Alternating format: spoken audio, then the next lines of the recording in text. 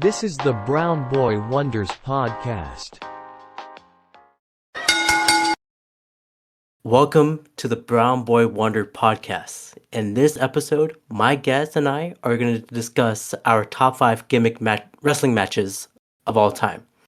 My first guest is from St. Louis, Missouri. He is the Legend Killer. He is the Apex Predator. He is the Viper. He is Daniel Orton. Daniel, how you doing, man? Randy Orton's not actually from St. Louis. It's actually a point of contention between me and him. So, Kayfabe. Bro's burying the podcast as soon as he gets started, man. Yeah. I would appreciate the introduction, man. Nah, me and Randy Orton, we got beef, and he knows it. So, all right. Hit me up, Randy. Randall. All right. My second guest. He is the ultimate needle mover. He is the head of the table. He is the tribal chief in God mode himself. Skyler Reigns. I was not expecting the Roman Reigns hype up, but I'll take it. Yeah, that probably should have been Rey Mysterio. They're from the same place. Yeah, that's what I was expecting. I was expecting that, yeah. But, Roman's a G. I'll take it. The only Reigns I acknowledge is Skyler. Oh, yeah, man. Very nice. My last guest here.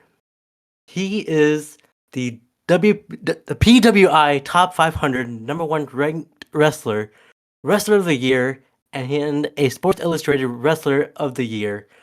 While he sometimes used the airport in North Carolina, Azam Omega. No, we're just getting started, but goodbye, mwah, and good night. Very nice. All I right. feel like I got buried here because they got Roman and Kenny, and I got Randy. People like Randy.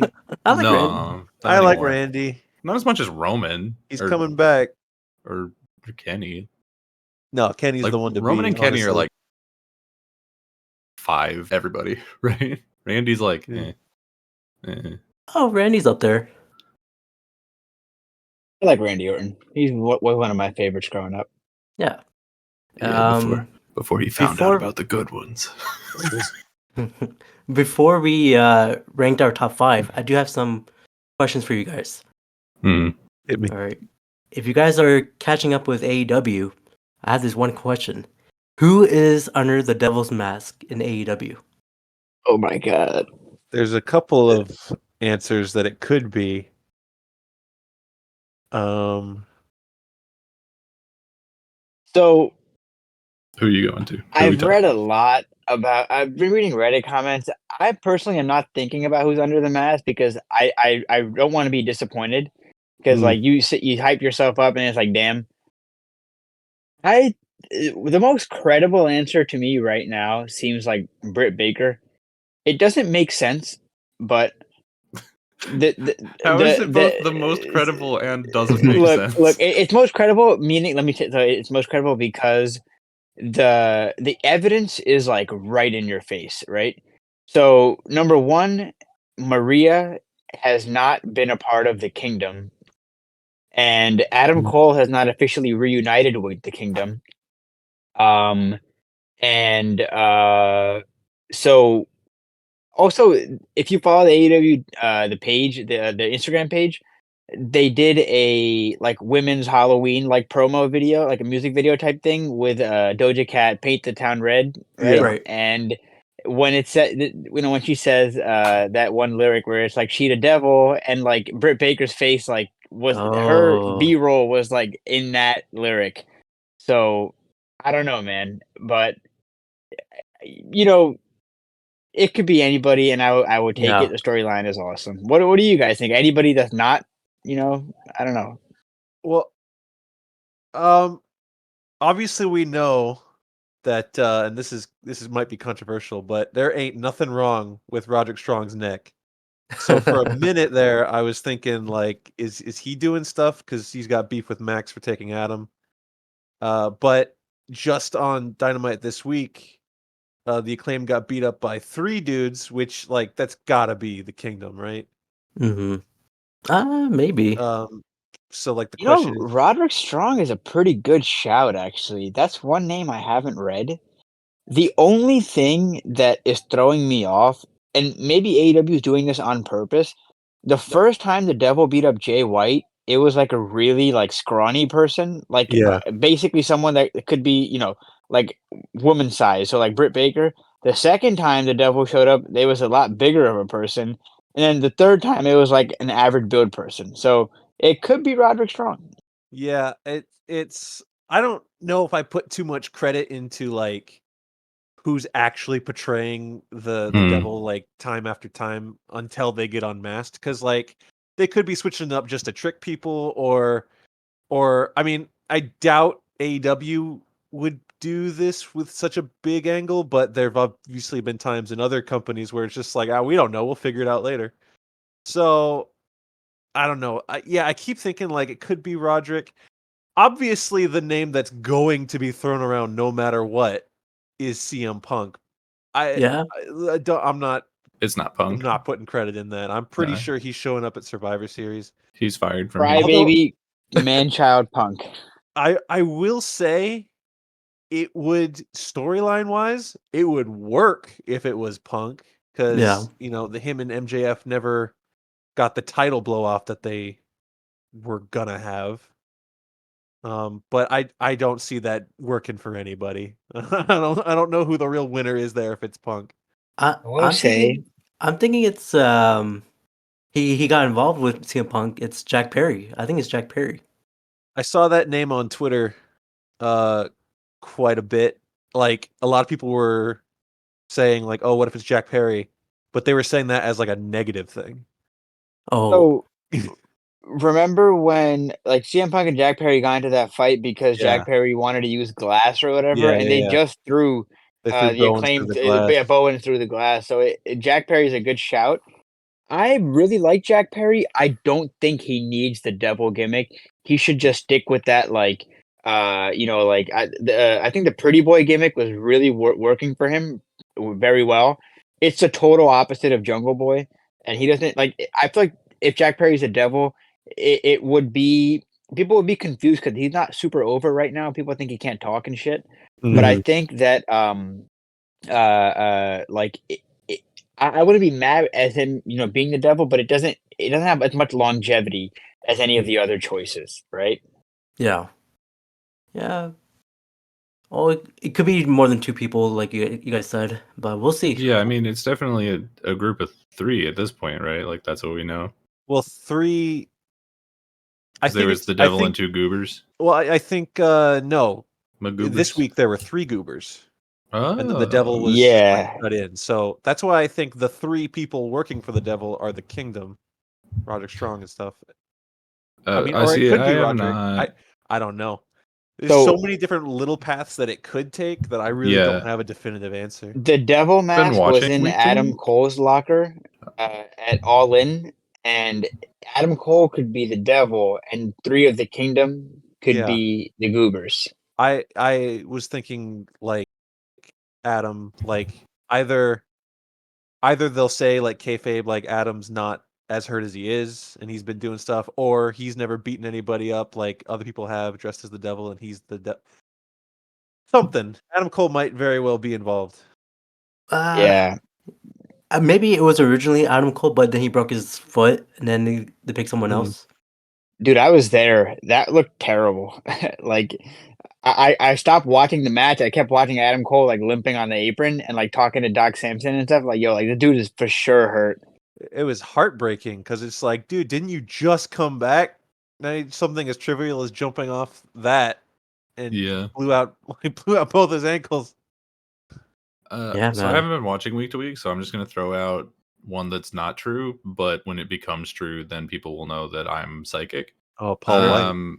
Yep, yep. It's Will Ospreay, dude. It's Will Ospreay in there. Oh, He doesn't work here yet, but everyone thinks he's going to. So they were just like, they'll put him under a mask for a little bit, and then the other 3 people could be like, I don't know, Aussie Open or something, like the people who were in his goon squad.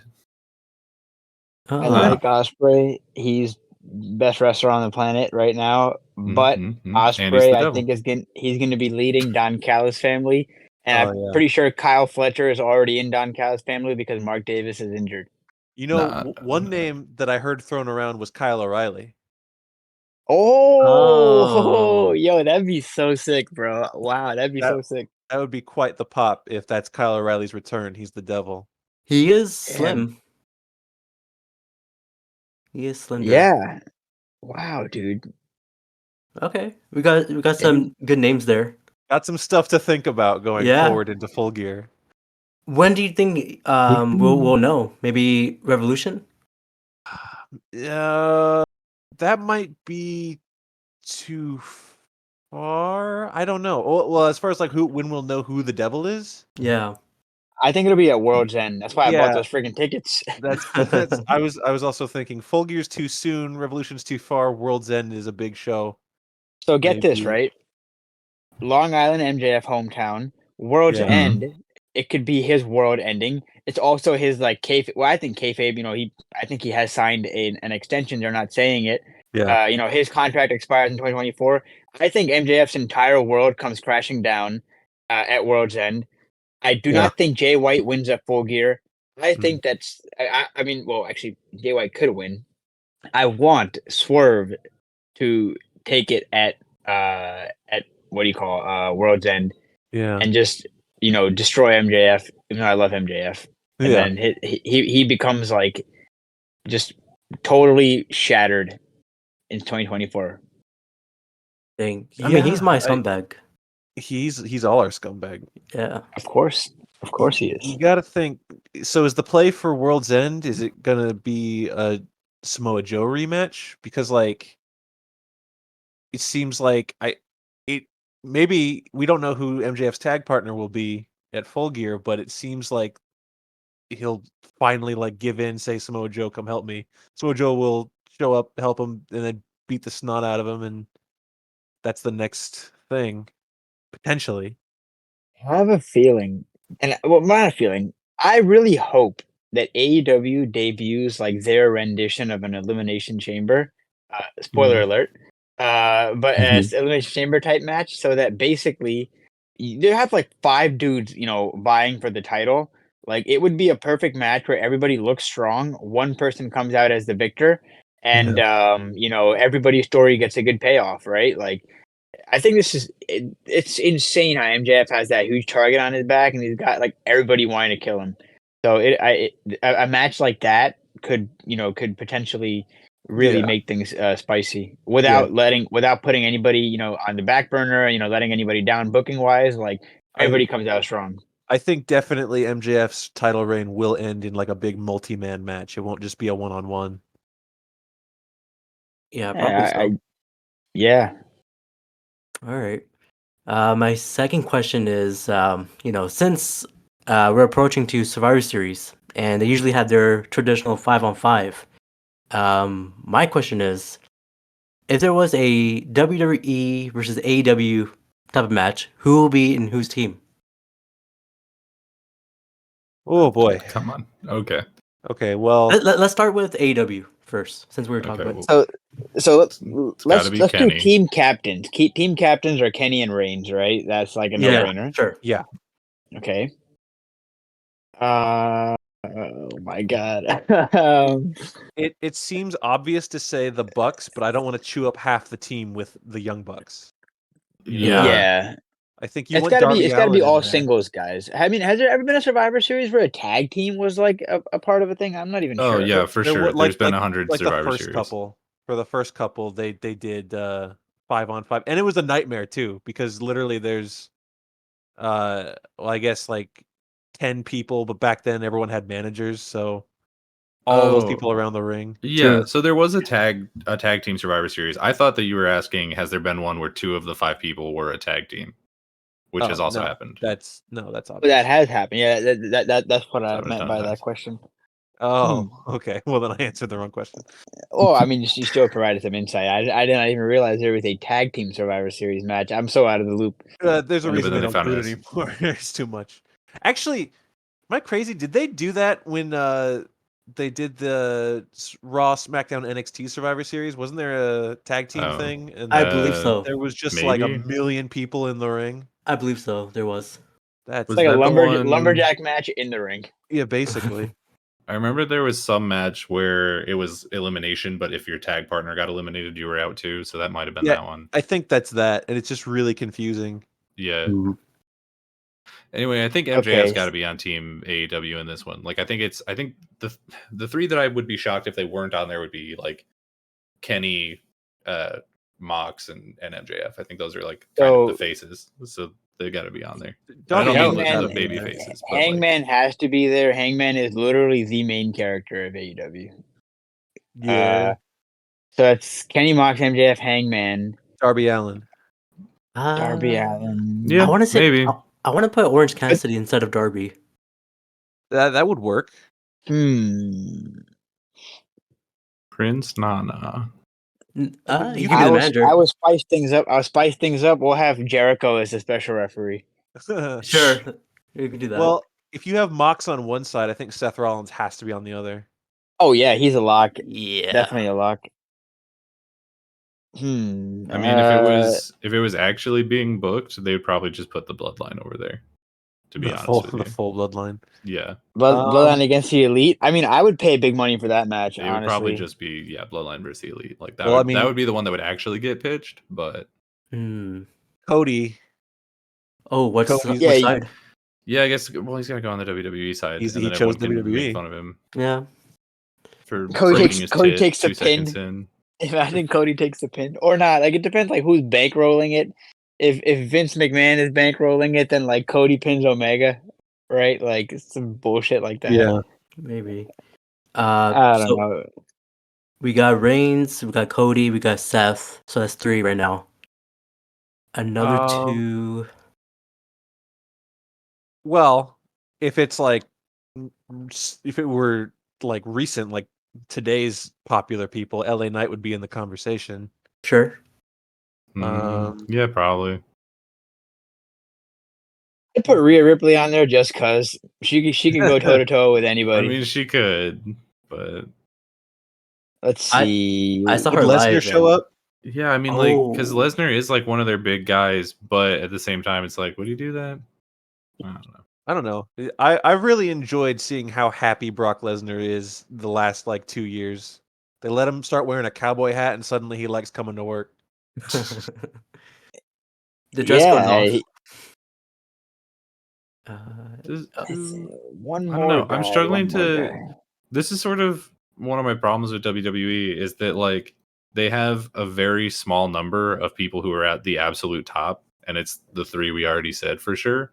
And then it's like, oh yeah, who of the mid card would we also put in there? Wait, we Like, need 2 more WWE guys. Yeah. Yeah, didn't we only have Cody, Seth, and Roman? I put Yeah. Sammy and Kevin. Okay. Oh yeah. Sure. Yeah, And on AEW, They're like yeah. they're like a A- tag team sort of, but yeah, that works. The AEW side, we have Kenny, Hangman, MJF, Moxley. Logan Paul. Throw Logan Paul in. Logan Oh Paul. man, they would. They would too. They probably Oh would. god. I It- saw him it- live. It pisses me off how good he is. Yeah. Yeah.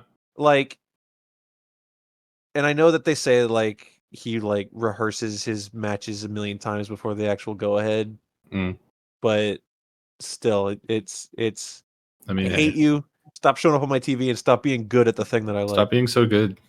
I think Logan Jerk. Paul was actually like a multi-time like high school wrestling champion. Yeah, Like we call like state champ or whatever. So I think so. he's athletic as shit, but Yeah, for sure. problematic online personality. Yeah, and he refuses to box people that can actually beat him. That Just is most people probably. yeah. But I'm not here to be a Logan Paul hater. That's no way to talk about the current United States champion. I'm sorry. Why did But you yeah, we got do AW, we got Kenny, we got MJF, we got Mox, we got who else? We got Orange Cassidy or Darby. See, the thing about the AEW one is like we picked our 5, but there's also like 20 other people you could put on there and it'd still be Yeah. cool. Like both Yeah. Adam Copeland and Christian Cage. You could I'm put putting a personal favorite. I'm putting like Powerhouse Swerve. Hobbs on that bitch or Ricky Starks. Oh, Ricky Starks would tear Oh. it up. Ricky Starks would be good.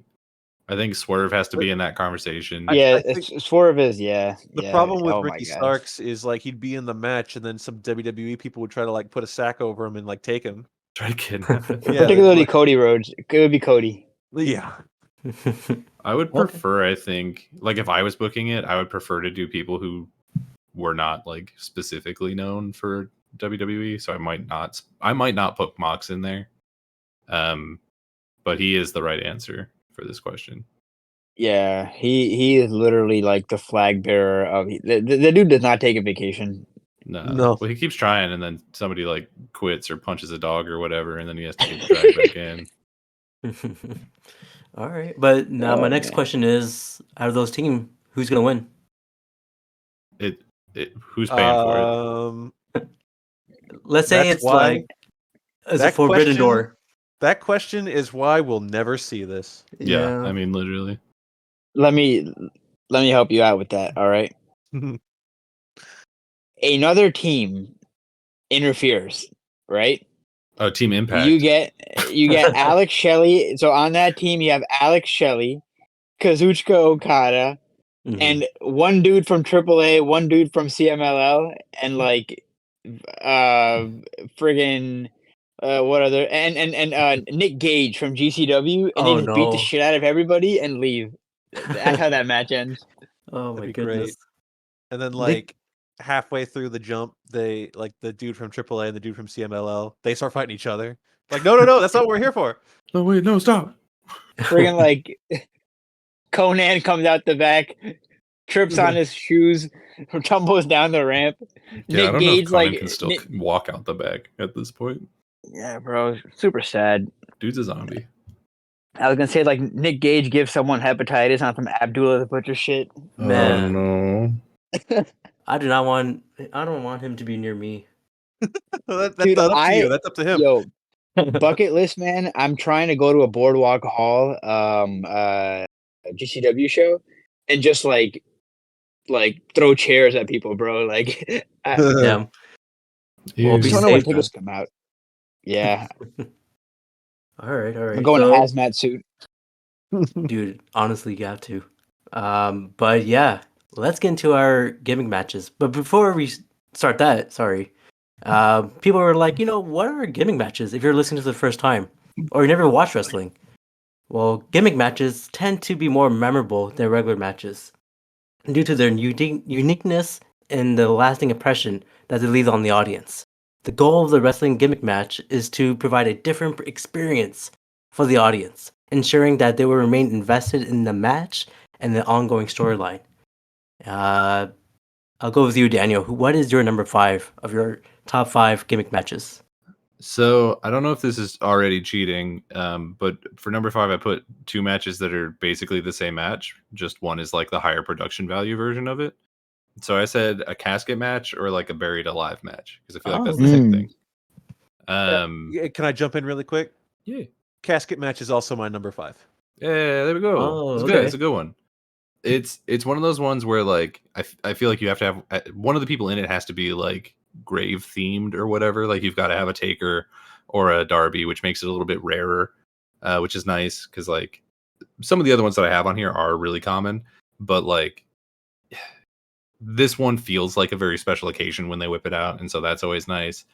And it's always fun. Like it's always a really fun gimmick. Like there's so many great bits that have happened with one of these types of matches where like Taker gets put into it, but then he like shows up on the Titantron. And he's like flying up to space, and he's like, "I'll be back after my injury or whatever I'm doing." Like there's all kinds of great stuff that comes out of this match. Plus, Was that the first casket match? That one? it was one of the first for sure. I don't know if it was literally the first one, but it was early. But it was great. I just love them. Like I really don't have a lot to say about a casket match because it's just what you see on the tin, right? It's just beat your guy up so hard that you can close him into a casket. It's like an I Quit match, but you don't have to stick the mic in their face and Right. get the like 30 seconds of heavy breathing. You know what I mean? Bob Backlund screaming. Yeah.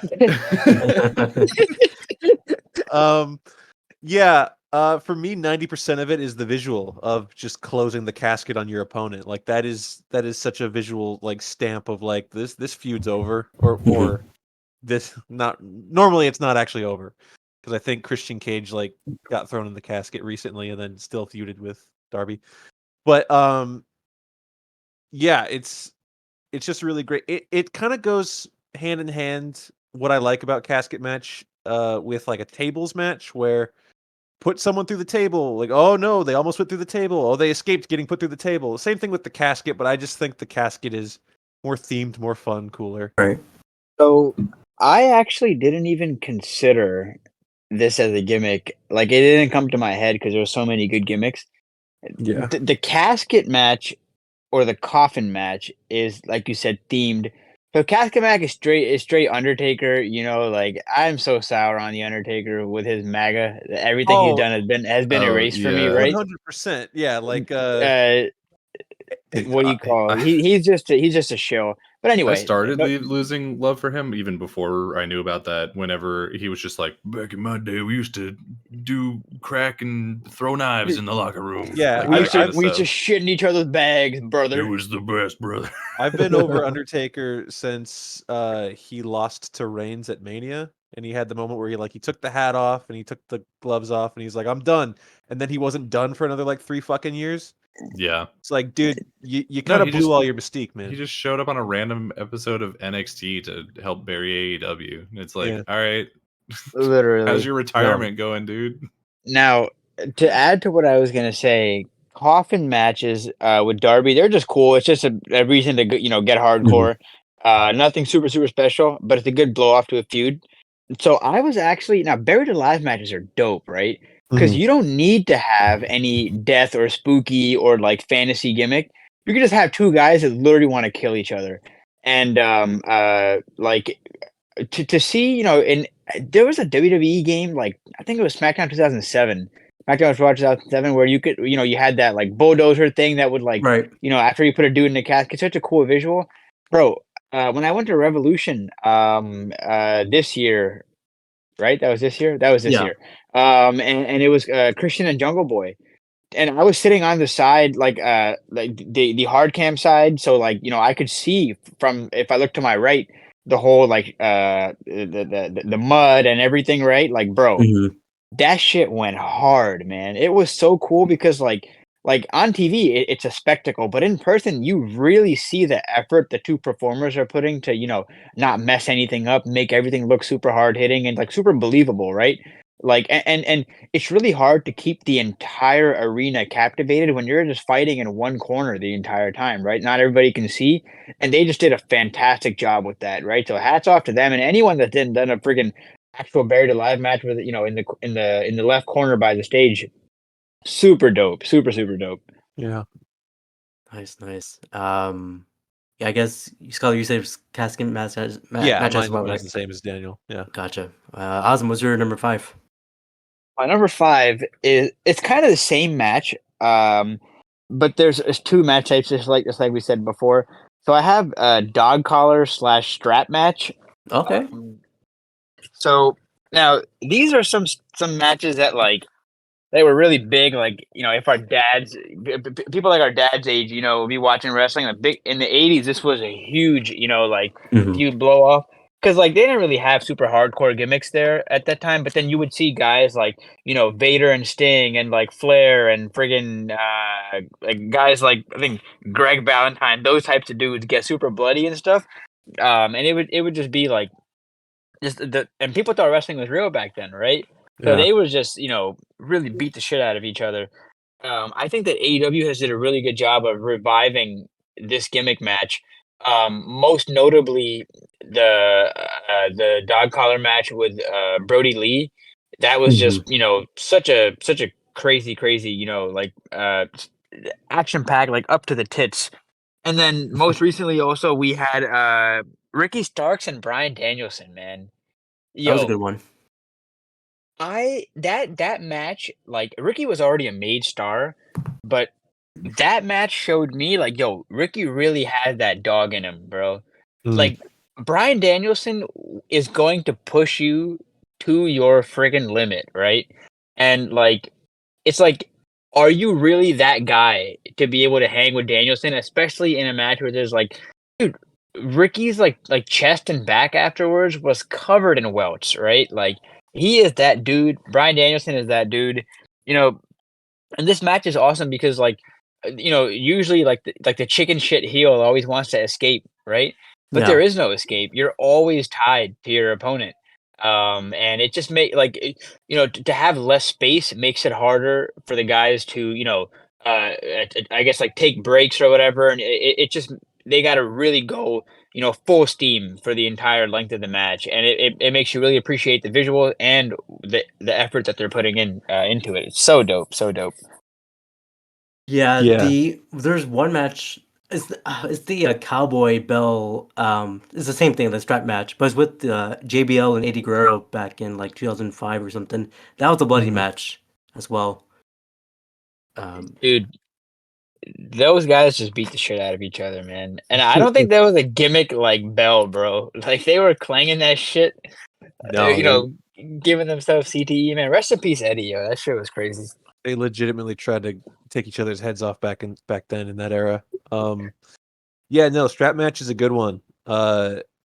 It's like you said, really big credit to AEW and like modern like Ring of Honor for kind of bringing that back. Like Briscoes and FTR, Cody. Yo, that match was insane, bro. Oh Yeah. my god, man. So violent. MJF had the best one, he says. I it it really is. I mean, don't want to just be the guy that sucks off AEW all the time, but it really is Oh no, them. I do want to be that guy. Yeah, no, I mean it's fair. They really are the ones that brought it back because wasn't it like 4 years ago WWE did one and it was just piss, man. It was awful. Like Baron Corbin poured dog food on Roman's head and that was the setup. Like dog collar. Like yeah, no, I get it. Oh yeah, Dog collar. It's like, do you think I'm an imbecile who does not know how to read like visuals? Was it was it the dog collar or buck strap or whatever the hell match where it was like you gotta touch all four corners because like that bit of it is dumb. Whichever one that is. I think that match is literally a the four bell. corners match. Yeah. Yeah, that's I think that was That- the. I That's think that some was the. boomer shit. I've I think seen that was the Dusty WWE. Rhodes. WWE did that a couple years ago, like Yeah. 6 years ago or so. There's Is the like last a time they did it, but that flashback. is really like one of like the Hogan era Yeah. Well, matches. they used to do it a lot on like early WCW, like pre-Nitro WCW. Like I remember Dusty Rhodes having several. Yeah, Mhm. I think there's like a famous story about like Hogan and Macho Man, and I think it was probably like Macho Man and Ric Flair. I'm butchering this. I'm not gonna get the people in it right, but I think it was Macho Man and Ric Flair, and like they were in like the four corners match, and then Hogan ran out, and then Hogan touched all four corners, and the match ended.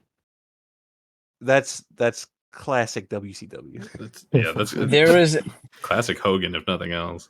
Yeah. Did you guys ever see this one like totally unhinged, like ruthless aggression era Hogan promo for what he was selling as a Yapapai Indian strap match? No.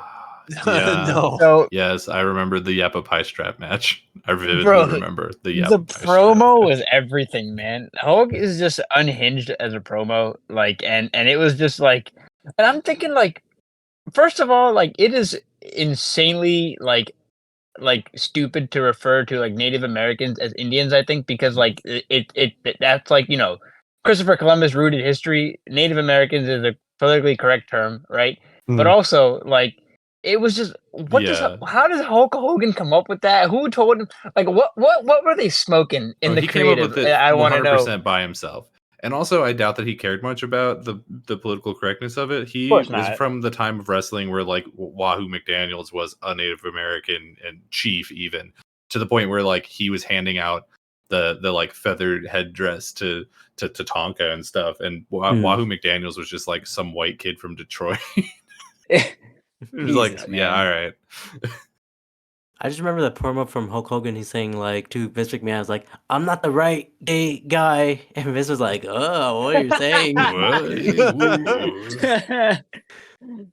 Hulk Hogan is the I will say one of the liars of all time. Oh yeah, we do Yeah. not respect Hogan enough. But I do want to say the Rock versus Hogan match. That was still my top number one for sure. It would have been But- better if it was a strap match. Yeah, true. That's how you bring it back. You guys are bringing back. But yeah, my number 5. So I wouldn't put. So if you asked me this like 10 years ago, I would. This would not be in my top 5. But since it came back, I will say like 5 years ago, I'm like, all right, this. I think every match of this match is always on top, always 100%. And I'm talking about the War Games match or Blood and Guts in AEW. Mm-hmm. Yeah, Mhm. so I think okay, first of all, 2 rings. You get 2 rings. And you get 5-on-5, either 5-on-5, 4-on-4, 3-on-3. And I think every match when it came to NXT or even I guess now in WWE, all of them are just top sellers. All of them are great matches. But yeah, that's my number 5. That's a good number 5, and we got one of those coming up. Oh shit. Yeah. Oh, it's NXT War Games, right? Yeah, NXT War Games and then Games. It's on the main roster now. Now it's just now Survivor Series is War Games. yeah. Oh, word! I think I'll have to tune into that. Honestly, it's probably going to be like pretty fun. This year's is gonna be pretty great. You can tell. It should be good. It should be good. But yeah. Number 4, Daniel, what's your number 4? My number 4 is the Yappa Pie strap match. No! No, we got him. No, my number 4 is Elimination Chamber. I like a big dumb gimmick where goons come in throughout the match. I think that it's a fun bit where everyone gets to like mean mug through the glass, and then as soon as the glass opens up, it's like, oh wait, I actually have to fight you now. Like it's always a good bonkers. bit. Can I jump in real quick? No, don't say it. Don't my do number it. 4 is also the Elimination Wow. Skyler, you gotta stop. You Chamber. gotta stop. No.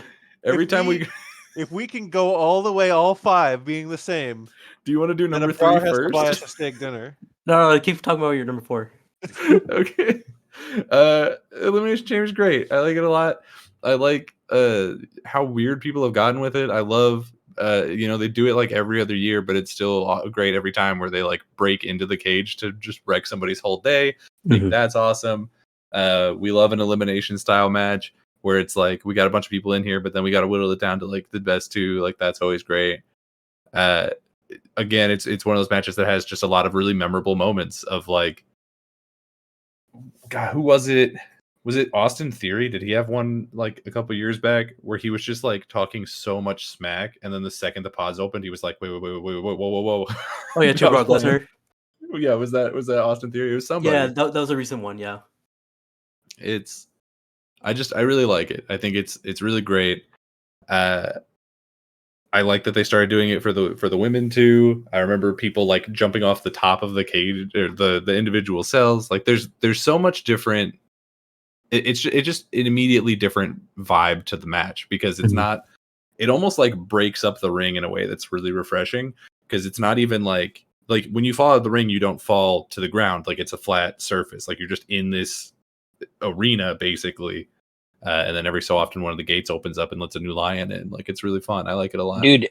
And the flat surface, that shit is hard, bro. It's like straight up metal, like steel, whatever it is. Like it's not easy to take a bump on that.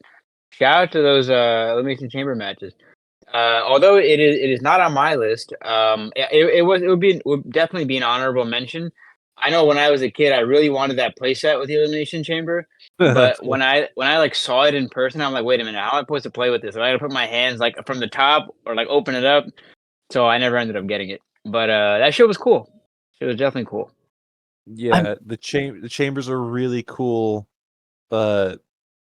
Construction, and it's one of the big gimmick matches that you can name a pay-per-view after that I really don't mind that it's the same time every year. because there's stuff like Hell in a Cell where everyone loves Hell in a Cell. I love Hell in a Cell, but the fact that you everyone has to build to a Hell in a Cell because we have the Hell in a Cell show coming, that it doesn't really work that well. Like Yeah. it really needs to be like huge blood feud can only be blown off in Hell in a Cell. Let's Right. bust it out for a big show. But Elimination Chamber, now that they've like worked it into a lot of the times, like you win the chamber, that's your Mania shot, like a second Rumble. I look forward to it every year. Yeah, it is the one of the remaining gimmick matches in WWE that has not been watered down by solely dedicating a pay-per-view to it, where everybody has to lead up to it, which I think is what Hell in a Cell would be like. Just way more goated if it wasn't like everybody having to do it, especially with that like Seth and Bray one. It was kind of a mid type of Hell in a Yeah. Cell match. Rest in peace, Bray. Yeah, absolutely. Legend. I Well, there's mean, another Bray yeah. won his first world title in Elimination Chamber. he did. He certainly So- did. But the one thing, especially for these recent Elimination Chamber matches, like the recent ones, like 5 years from now, they most. I mean, I know WWE doesn't do blood, but for this type of match, they should bleed because you're in a steel chamber. It just doesn't make sense that you don't bleed. Yeah, I mean, it's- sometimes they do. It's just not intentional. Yeah, but I mean, if It's- you look at the first Elimination Chamber, Shawn Michaels was a bloody mess. For our pop quiz, name all 6 people in the first Elimination Chamber. Go. Do I it. got you. I got you. Don't Kane. look it up. No, Yeah. no. I'm telling you, Kane, Uh-huh. RVD, Booker Yes. T, Yep. Triple H, Shawn Michaels, Yep. and Oh, you got it. You're almost there. oh my Hogan god, with the yappa pie strap. no. Come on, you're Damn. almost there. It's on the tip of your tongue. Who is that guy? Rikishi. Was it Who is- Rikishi? I don't No, know. it's not Rikishi. Damn, who is that guy? Do you give up? I give up. It's Jericho. Damn it. He's been everything. But yeah, like I said, the earlier chambers, they bleed. The floor was not made of like, you guys just had like the steel floor, but it was actually chains on the floor. So I thought it was like more gruesome Yeah. for that. But now they made it more safer. They put padding over it in recent years, which visually you're like, oh man, come on. But really, it has to be. They were like, bro, we can't do this anymore. No, they gotta do fucking it. hurts. I know it hurts. I just but- remember Shawn Michaels taking like the worst friggin' bumps. Like this is like born again Christian Shawn Michaels. He was already old. Yeah. And I'm like, bro, like this is not safe. Damn. But yeah, Skyler, you said that's your number 4 as well. That is also my number 4. Very nice. Awesome. What is your number 4? My number 4 is objectively one of the GOAT matches. I have it at 4 because of how often we have these throughout wrestling history, and that is the ladder match. Oh. Yeah, I have it at 4 because it is one of my personal favorites. I know that it's my favorite match to play in video games, that's for sure. Yeah. Because I love setting up spots and just, ladder matches are cool because they're so versatile. You don't need to have, 2 high flyers in there. You can have like big dudes, it's just very, very creative ways to set up spots. With a ladder, and I'm gonna cite some matches that were not solely ladder matches. I always remember when I believe Jeff Hardy jumped off of a ladder and then Money in the Bank. I don't know who he crashed down to. I don't remember, but like think it him was going through, Edge. it might have been Edge. Yeah, right. That was cool. And it's also one visual that people kind of overlook is like I feel like the heel always goes under the ladder, right? When they're entering as like a, as a superstition, right? Yeah. And it's always cool. You could have them on TV and they'll be just as good. I think that in the last few years, a MVP of ladder matches has to be like Sammy Guevara. The guy just pulls that he's gonna be the first guy to pull off like a 900 degree spin off a ladder or some shit. That dude is insane. He was so good in ladder matches, it turned him babyface for a minute. And then Yeah, it man. was like, no, wait, you're so unlikable. You're back to heel. But then you put him in another ladder match and you have that problem again. I think that I don't remember. But I've been to so many wrestling events, man. I think Yeah. I saw a ladder match in Philadelphia at a Dynamite. I think it was Scorpio Sky and Sammy. I do know that Sammy was involved in it one way, and it was just like so dope. Like and also the idea that like it's a different way to win. Like it's not just pinning someone. You could outsmart your opponent. You could like handcuff them to something, right? The creativity possibilities are endless. So even though we see it a lot, it is a little oversaturated throughout the years. Wrestling booking can come up with different ways to make the match pay off. And just the visual of the winner, the champ, like sitting on the ladder at the end with the camera zooms out, it really is like super dope. Mm-hmm. Yeah, it's all about the visuals. That's why we liked them. Especially like Shawn Michaels versus Razor Ramon, the first ever match. You used to see Razor Ramon just carrying the two titles on the ladder. That's a big visual as well. But yeah, man. And Yeah, for sure. My number 4. So sometimes you just need like a one single match, but in this single match, it's the Iron Man match. You can have two guys who are really technical, like Cesaro or Daniel Bryan, Kurt Angle, Brock Lesnar. You can have these two guys going at it for 60 minutes and tell a story. I think everyone will love. Everyone loves that. Like I was thinking of the WrestleMania 12, Shawn Michaels versus Bret Hart. I think that's still one of the greatest Iron Man matches out there. Same with Brock and Kurt Angle in one of the SmackDowns. So Iron Man matches is my number 4. dude, just the way the stories build up to the Iron Man match, it quite literally is about who is the better athlete, who is the better Yeah. wrestler. And hey, dude, Brock Lesnar and Kurt Angle were both like, Kurt Angle was a freaking gold medalist, right? Like in Atlanta in 1998, or 96, 98, I think, I don't remember. 96. 96, there you go. And then Brock Lesnar was an All-American. That is a huge match. So believe it or not, I actually had Iron Man at my number 4, but I changed it Oh, because I wanted this to be more personal, like you had always advised us when coming on these podcasts. Yeah. Make it personal, right?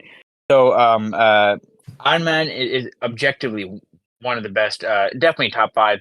I actually saw MJF and Bryan Danielson at Revolution. Bro, that match was insane. Like, Mhm. I think that's the best match I've ever seen live, like, period. Just because to think about, like, bro, I paid for a flight. I got a hotel and I spent so much money to basically spend 1 hour of pay per view watching one match, and I didn't think about that until now. But like, when you're paying money for something, you want to get the most of something that you can, and to dedicate 1 hour to it, bro.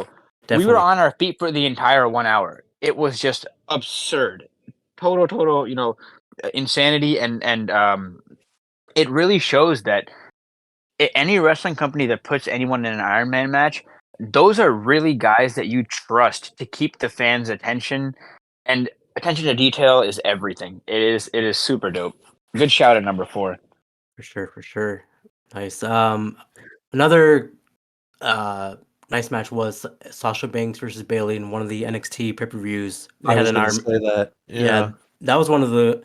Was that the first Iron Woman match? That's what WWE touted as their first Iron Woman match. Yeah.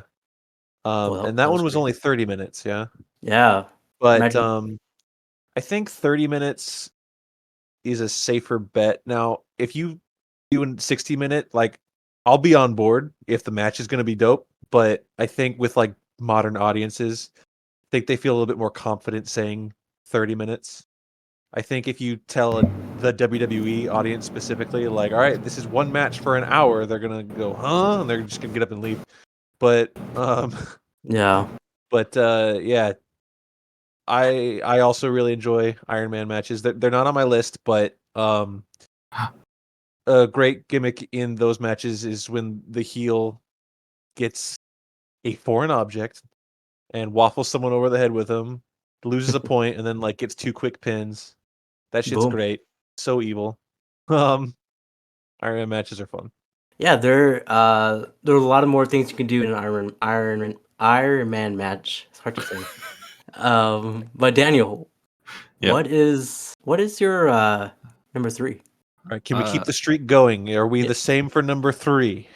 I was actually going to say, I think, Skyler, I think you should go first this time around. Sure, Skyler, go You ahead. want me to go first? Because if I do steal it again, I don't want right. you to be like, actually, this one's me too. Was your number 3 already said before by somebody? Yes. All right, it's War Games. Is it War Games? Yeah. All Oh right, my God. War Games. Yeah, I love War Games. Everything you said before.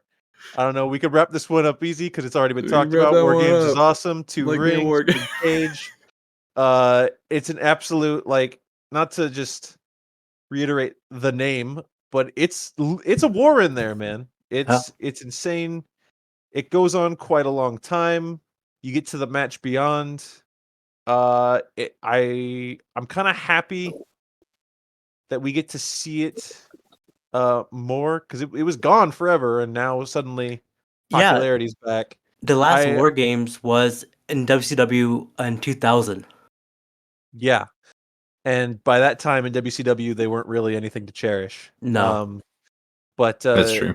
I don't know if we keep doing the thing we've been doing the last like 5-6 years of having War Games every November. If we're gonna have that Hell in a Cell problem, we might, because it really is similar. Where it's just like we need to have. I mean, even now, we're like, oh, there's a team of 5 people. Oh, and there's a team of 5 people. I know what time of year it is. So that is it's kind of a coming. problem. Yeah. But right now, since War Games has like only come back somewhat recently, I'm still accepting of that, and I still think it's a really fun match. I don't remember the last War Games match I saw, or Blood and Guts for that matter, Yeah. that Which I is the wasn't same thing. thoroughly entertained by. In the modern era, at least. Yeah. I think that it's all the same for me, basically. And also just like I'm a big fan of like factions in wrestling. I know some people are like, there's too many factions right now, but I think it's a really great way to get like more people on screen at one time. I think that's great.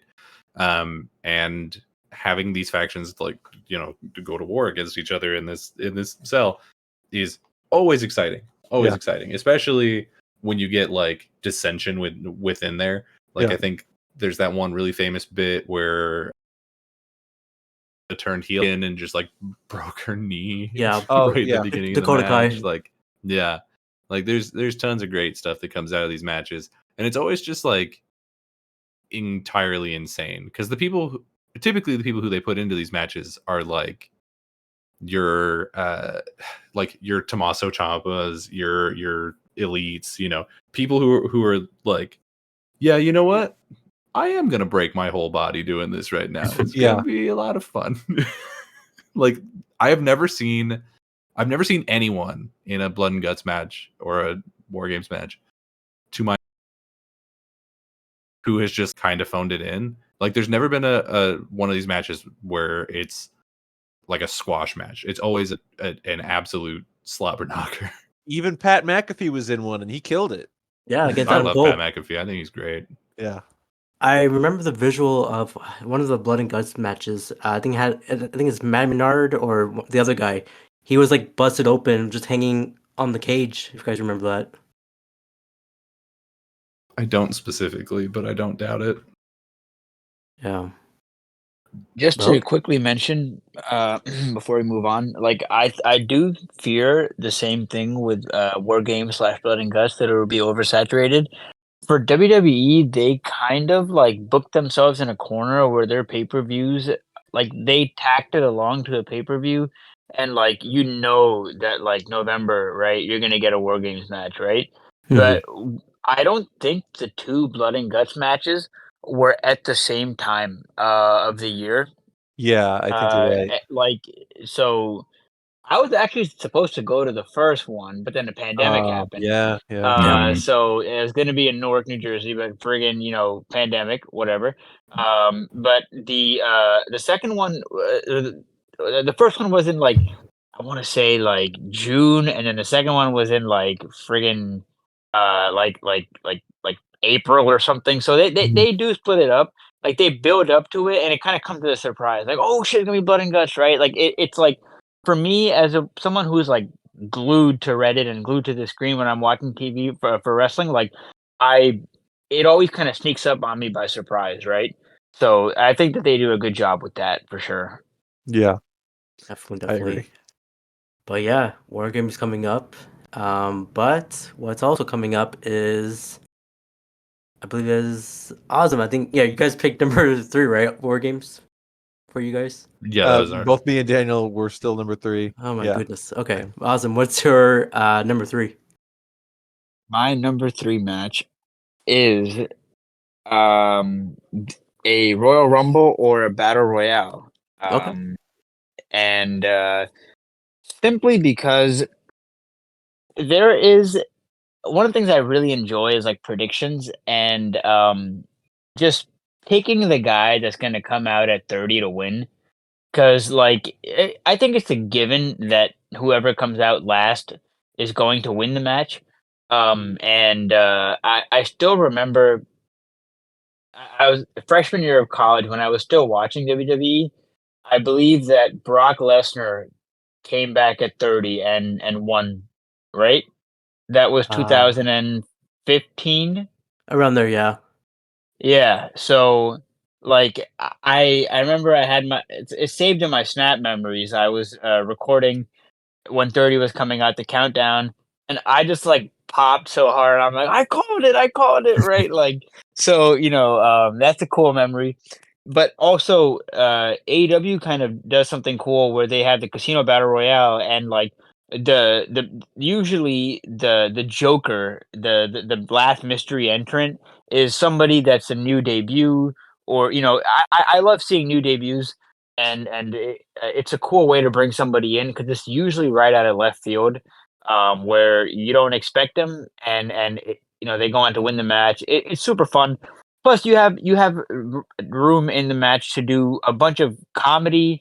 You got like 30 dudes trying to take out the Big Show, right? Like, or Great Khali or whatever, whoever Big Dude is. Yeah. Um, I also think Kofi Kingston's like walking the friggin' guardrail Right. is insane, right? Small things like Edge and Randy Orton sliding out and then hiding or cheating or whatever, right? Like it's just you know, like I love watching like I say for example when I watch basketball, like I don't watch the ball handler, but I watch the teams, running their defense and their plays and offense and stuff, right? Because it just catches my attention. So in Royal Rumble, I don't really watch like the main two dudes going at it. I watch like the outskirts, Yeah. who's fighting who, right? Like it's so cool to focus on many things, and that's why for me it's at number 3. That. Lesnar's number 30 Rumble win was 2022. Oh wow. That was last year. That was Really? Lesnar. Yeah. Then maybe it's somebody else. Did Triple H win it in 2015 or was Yeah, it he Lesnar? did. Yeah, he won with the It was title. Triple H. Okay, so I'm confusing 2 moments. It was Triple H that won it, yeah. I don't know why I marked Triple H so hard back then, but, like, it was I don't know, like, I can't remember why I called it, but, like, it was for me, it was a huge pop. Oh, and another thing, um, all my friends do not really watch wrestling, but they know about it because I, like, talk their ears off. Yeah. So, Royal Rumble is the only pay-per-view where I can sit down with, like, all my boys and everybody watches it, and these guys do not give a crap about wrestling, but everybody Mhm. watches it, and it's a good time, and it's one thing that I can enjoy with friends who otherwise don't enjoy wrestling. So, that's why it's number 3. Yeah, it's like when you're or just watching wrestling, you want to hear the commentary, and then someone just keeps talking to you. You just want to be quiet and just watch the show. That's just me. But yeah, if you have wrestling fans with you, that's fine. All we do when we watch wrestling together is talk over the commentary. Yeah, I know 100% of the we do time. that. I know we do that, but I still hear it though. I hear two things. it's- But yeah, my Rumble is a great gimmick match. It's just sad that we cannot talk about who won in the 2004 one, but let's move on. That's crazy, Yeah, bro. yeah. It's actually, to be honest, that WrestleMania 20, the whole Road to WrestleMania to WrestleMania 20, I think that's the best story of all time. But that's just me.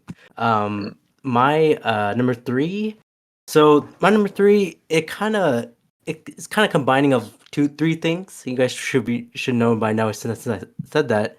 It's the tables, ladders, and chairs match. Oh my. Hmm. Yeah, so when I always think about wrestling, oh, is it fake? You know, when people ask me, "Hey, bro, is wrestling fake?" Or not, they don't ask me, "Hey, bro, is wrestling is fake?" I'm like, dude, let me show you a TLC match. Let me show Yeah. you where Edge spears Jeff Hardy in the middle of the air to the ground, or one of the Dudley boys going through a table. It's not fake. It just hurts. That's I mean, come always on. how they come at you. Is they don't ask. They say, "Hey, this is fake," and like, "Hey, fuck you." Yeah. Yeah.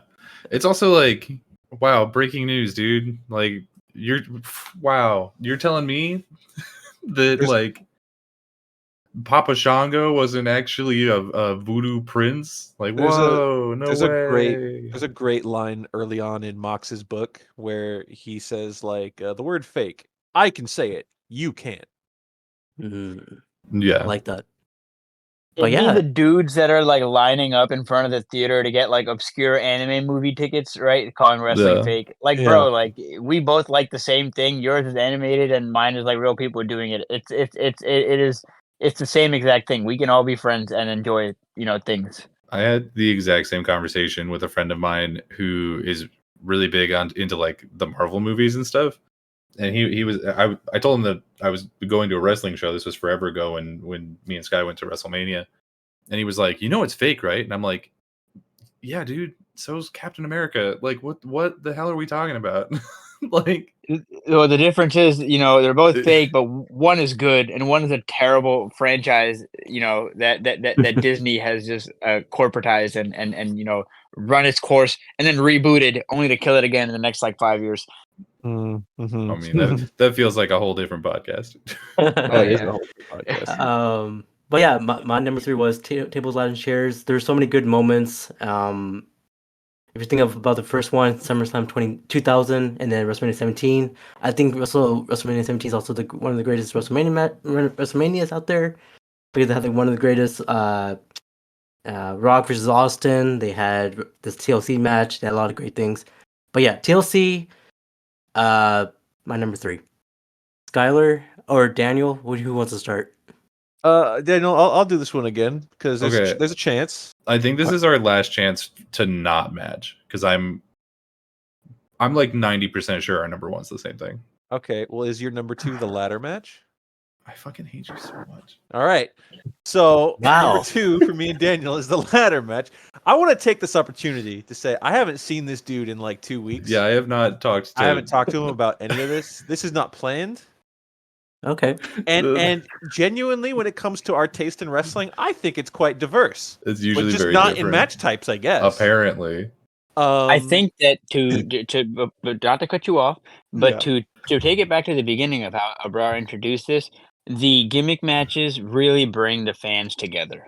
That's true. Right. They do. And this is really what the crux of enjoying wrestling is about, gimmick Yeah. matches. So it's not a surprise, but you know what? You could just be working us, brother. So it could be a work, right? You guys man. definitely hopped on a call 5 minutes before. That's why you guys joined late, right? We're messaging each other right now. Right now. We got It's all him in work. an ankle lock. I did earlier have War Games and ladder swapped, and then I was like, no, like ladder, there's so many more permutations of ladder, and some of them I think are better than War Games. Yeah, I'm always hyped for a ladder match. Now, Abrar, not to tear down your last pick, but I'm going to. Yeah. Also, I hate you. No, TLC is a good thing, but Yeah. I kind of disagree with the concept of TLC in name, because a ladder match can do everything a TLC match can do, but it doesn't. If you do a ladder match and no one pulls out a table or a chair, you don't go, "Hey, wait a minute." Yeah. Like I a also feel TLC like match. I feel like a TLC match is basically just like any no holds bar match, like any match where you can get foreign objects. You're gonna end up with probably a chair and a table. A ladder, maybe Yeah. not so much, but like you're gonna get 2/3 of the way there. Well, now we're opening up the conversation of what's the difference between no holds barred, extreme rules, no disqualification, Hardcore and a match. street fight. Very Hardcore little. Texas death match. Yeah. They're all the same. Friggin', yeah. I mean, I think at least once you say deathmatch, you're like, okay, barbed wire is somewhere. Yeah, someone all- it will bleed. All those other ones, like an extreme rules match and a street fight, I'm like, there's no difference here. I That's don't the same know. thing. It's just why the we're- name. Yeah, And then I always love when they add like the permutation of like, this is a Philadelphia street match and this is a Chicago street fight. And it's like, what's the difference between those two? And it's like, well, one happens in Chicago. yeah. Well, Uh, that one makes sense. Listen here, slap nuts. Listen up, slap nuts. All the slap nuts that are on listening to this podcast right now.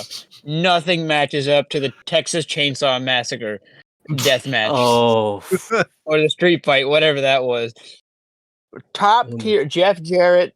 I need that man on my TV. That's all I'm gonna say. Absolutely. Yeah. So if we're saying that a TLC and a ladder match is essentially the same thing, then yeah, it's great. Love a ladder match. But do you remember a ladder match that involves like someone bring out a table? At least in WWE, I don't remember that. I'm sure there's been one, but Or recently, I couldn't though. tell you. Yeah, Well, I mean, So okay, I don't know how sacrilegious this is to say as a wrestling fan. First, I'll Oh, no. say I like table spots. I Yeah. do. I really like table spots, but I Mhm. do think it's really funny when we want tables chants happen and Yeah. and people when someone pulls out a table, everyone's like, "Oh fuck yeah, it's a table," and I'm like, Whoa. all this other stuff and the table's what's got you going. Like I think someone going through the announce desk is cooler than someone going through the table. mhm. But I mean, At I least- still like a table. At least then you got Actually- the chance of Michael Cole getting his drink spilled. You know what I mean? I actually hate the "We Want Tables" chant because number one, it is strictly like I think it should just be reserved for the Dudleys, right? Because like Yeah, that for was their sure. main thing. And also like, bro, what if a table like is not like in the planned spots, right? But Yeah. now the people like it's distracting. I think there was a chant. Ricky Starks was involved in a match. I don't know when it was. It was recently though, this year for sure, where they were chanting "We want tables," and like the entire match happened, and like they didn't pull no table out, right? Or so, no, Yeah. and nothing memorable happened with the table. But it's kind of disrespectful to the performers, right? Like it's like, yo, like nobody gives a shit what you want. It's like just let the guys in the ring or let the girls in the ring let them cook, Let the match happen. Yeah. yeah, right.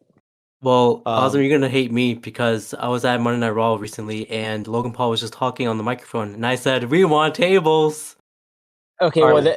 You can- I don't hate you for that because Logan Paul is a questionable character. Okay, you can that's, disrespect so- Logan Paul and we won't. Yeah, yeah. okay, Yeah, that's all fine. That's good. One little tidbit I do want to add. Remember when there was just like a tables match in like one of the? I've never seen just a tables match on TV or on pay-per-view.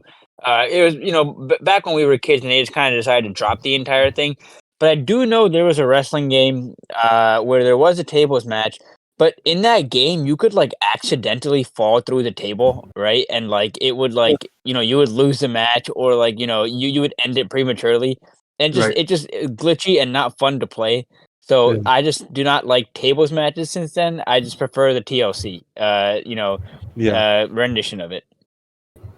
There was one match, I think one of the Extreme Rules pay-per-views, it was Big Show versus Cody Rhodes, and the way Big Show lost is he accidentally stepped on the table, and he Yep. lost. Oh yeah, I remember that. Oh yeah, when he steps down off the ropes, Yeah. that shit was so funny, man. People paid money for that, man. It's like Finger Poke of Doom and like that are like top two like worst friggin' endings. You can. Or also that and the what was the exploding barbed wire deathmatch dud? Oh Yeah. yeah. Yeah, it's terrible. Well, There was one Extreme Rules match, but it involves with stairs only. It's a stair match. Yeah, that's weird. What? Yeah, it was like 10 years ago. It was bad. But to wrap up the Your ladder discussion match. on ladder matches, because what else can be said? Ladder matches are cool. There are a lot of them, but I always get excited for them. One of my favorite ladder matches, at least, and it's probably because we were there. Because we were me there. and Daniel. I know where you're going. It's when Zack Ryder won the Intercontinental title Oh, yeah. at WrestleMania 32. No one thought that shit was gonna happen. He his just dad did came it. out. We don't talk about what happened the next night on Raw. And we almost missed it. We were late getting into the building. Barely getting in. We missed the first match, which I don't think any of us cared because it was that was Ryback. and No one wanted to Sin see that. Cara or something. Feed me more. It was Ryback and Kalisto for the US Kalisto, title. No one could have cared less for that. But yeah, that Zack Ryder moment, it's special. It's also that was the last Wade Barrett match. No, was he in that? No, that was later that night. He wasn't in that match. Wait, that Never was the mind. match where Randy Orton like boomed somebody with an RKO literally out of nowhere. It was Seth Rollins on that curb stomp, right? I don't That know. was the year Something before. like Yeah, I don't. oh yeah. damn, my Because- memory is terrible. I think that was match WrestleMania 31. Yeah, I well, think- they did a wasn't thing. Cody in that match? Stardust was. Stardust. Yeah. Yeah, they were on a hot streak for like years of WrestleMania would always open with some sort of ladder title match, Right. but they don't do that anymore, and it breaks my heart. Yeah. Well, that's Um, one of my favorite parts of the ladder match is the dangling thing that you have to collect from the roof. Yeah. Right? Because it's just like a more fun version of the whatever on a pole match, the Dominic Mysterio on a pole match. Sure. Where it's just like there's a thing that we want and it's up there. Is it a contract? Is it a Money in the Bank? Is it a title? Right? Like The custody papers. is it custody favors? Is it Oof. a gun? Is it a female? Is it a female undergarment? You know, like from Yeah. friggin' SmackDown 2000, the first SmackDown versus Raw game storyline. Oh yeah. Oh, I was gonna ask, did they do Aged, that? But aged yeah, I guess that terribly. makes sense. Aged terribly. Yeah, I bet. All right. The I last remember thing I'll that. say about ladder matches is we got to talk about WLC. Yeah. It's underrated.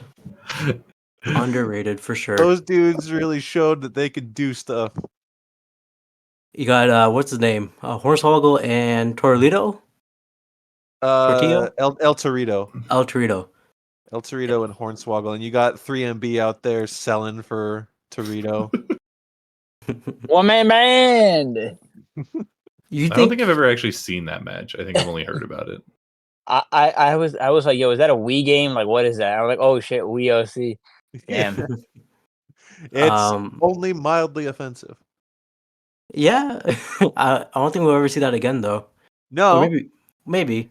no, I don't think so. But speaking of 3MB, do you guys think since Jinder Mahal got the title, Drew McIntyre got the title, you think they'll do the prophecy of Heath Slater winning the title?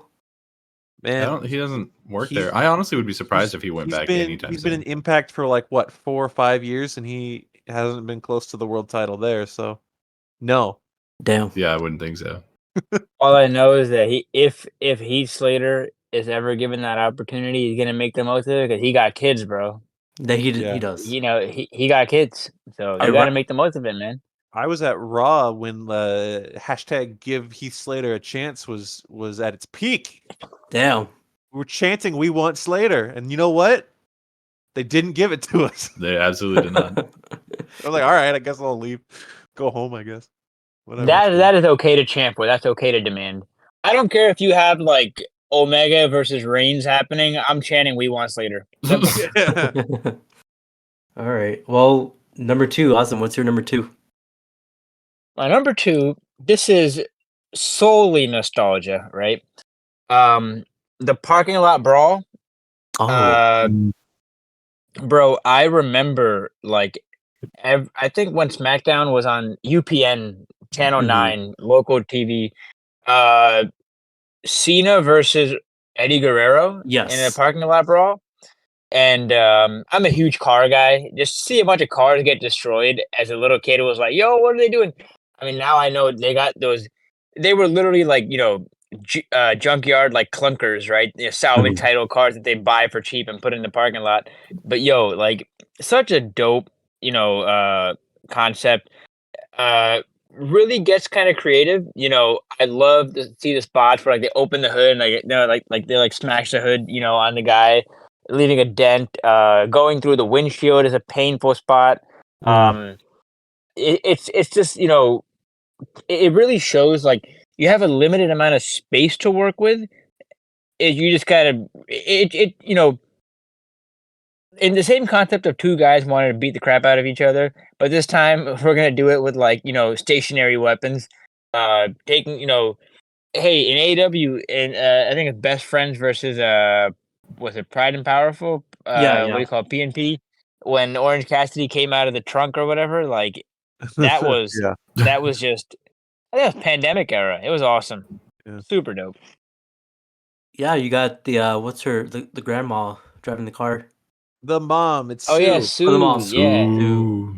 yo, Sue's Honda Odyssey that's why it's the greatest minivan of all time.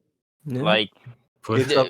we not rocking put with Toyota Sue's Sienna, Honda bro. Odyssey in Crush Hour 2. Yes, Sue's Honda is up there with like the Back to the Future DeLorean and Mad Yeah. Max's car. It's like, oh shit, there it is. There it is. Nice. Parking lot brawl is always it's also a great match when you play it in the games as well. One of the WWE games. Yes, I was going to say that. Yes, the interactivity was awesome, especially for the time. I believe 2007 SmackDown versus Raw. You had that like fire truck you could climb onto. And I played Here Comes the Pain in like an emulator, and like Yeah. dude, it was simply from a tech standpoint, like coding that stuff into the game. It really put some effort into it, and it was just so fun to jump off the fire truck and have steam go off when you hit, or the car alarm goes off. So cool. The one of my favorite ones is Shut Your Mouth SmackDown game, and you go to Times Square. You just fight there. It's nice. Oh yeah, when you're at the helicopter, like Yeah. that's a great match. They should bring that back. Would you guys say that parking lot brawl is like akin to backstage match or whatever, or I don't know. It because of WWE in recent decade, the backstage is so boring to me now. Like people get jumped backstage and get thrown through stuff all the time. And to the Yeah. point where like the backstage brawl is in every video game now. And it's always like the same setup. They never change it game to game. The parking lot I think is more interesting. I mean, Yeah, because cool. it's like limited to so in the same vein as like I guess like TLC and ladder, right? Yeah. Parking lot is different to me only because of the heavy emphasis on vehicles and just you're limited to that parking lot. You don't really get out of there. If you leave the area, then it's no longer a parking lot brawl, Yeah. right? So Yeah, cool shit can happen in either, obviously, but it's just I feel like backstage isn't really capitalized on, with the exception of the time that Shane McMahon got his back broken on that thing and made that sound, Abrar, you know that sound? Yeah. There's the one. Man, that's crazy. oh Yeah, boy. and also he got hurt right in last WrestleMania. No, This- he was. Oh yeah, this last Yeah. one where Snoop Dogg had to pull his ass out of the fire. yeah. That was you. You couldn't have written See, that better. I mean, He, like, you should like Shane jumped McMahon, toward right? both He his gives you legs. great No. moments. He gives you great moments. No, No. All right. Shane, I know you Shane hate was Shane on a hot McMahon. streak. I don't hate Shane McMahon. I But I do. also don't. I no longer care about Shane McMahon. He was I'll on a say- hot streak from like 2016 to 2018 or so, like the SmackDown Live era. Sure. But then I don't know what happened. His head got too big, and he kept putting himself in everything. Like he Yeah. genuinely thought he was the best in the world. That wasn't kayfabe to Shane McMahon. Yeah, he thought Raw Underground was real. He did. He I mean- survives one helicopter crash, and that dude thinks he's God. I mean, okay, so I mean, he goes, especially when he was younger, when he was going through off of like buildings and all that stuff. He was going through that Kurt Angle match. He went through that glass. No, It's just I definitely Yeah. I definitely respect that in the sense of where he's like, I know I can never wrestle like a real wrestler, so I want these dudes to actually murder me. Yeah, we I like saw that. him die. That's gonna get you a level of respect for sure. for sure. We watched Taker kill him. Like But- the man was a corpse. But what loses you some respect is when you book yourself into a rumble in like 2021, 2022, Yeah. and you come out and like you're gassed before you even get in the ring. And Yeah. you're throwing your little rabbit punches. You little and you have to, baby go punches. take a sit down and eat a granola bar in the corner. And he's doing And then them you're to, like in wasn't he I don't think he was in the final four, but he was close. He might have even been Final Four. I don't remember, but yeah, he definitely made it like way further than he should have. That's the last time we've seen him. Yeah. And that's what I was like, all right, we're done. Get him out of here. Yeah. I mean, I guess you gotta know when to stop. You can't Well, you yeah, can't get rid that's of him because you can't get a literally- good grip on him. He's so sweaty. Oh, He's so sweaty. right. He You're- squishes out of your hands. No, it's literally you have to know when to stop, and he didn't. Yeah. Because I think Shout out- everyone would agree that he was good back in the like him and Vince feuding with like Rock and Stone Cold Sure. and like all Right. back there. Like everyone would say that was good. And I think even most people would say like his feud with the Miz was really good. But Oh yeah. Oh yeah. there's a lot more bad in his last 5-6 years.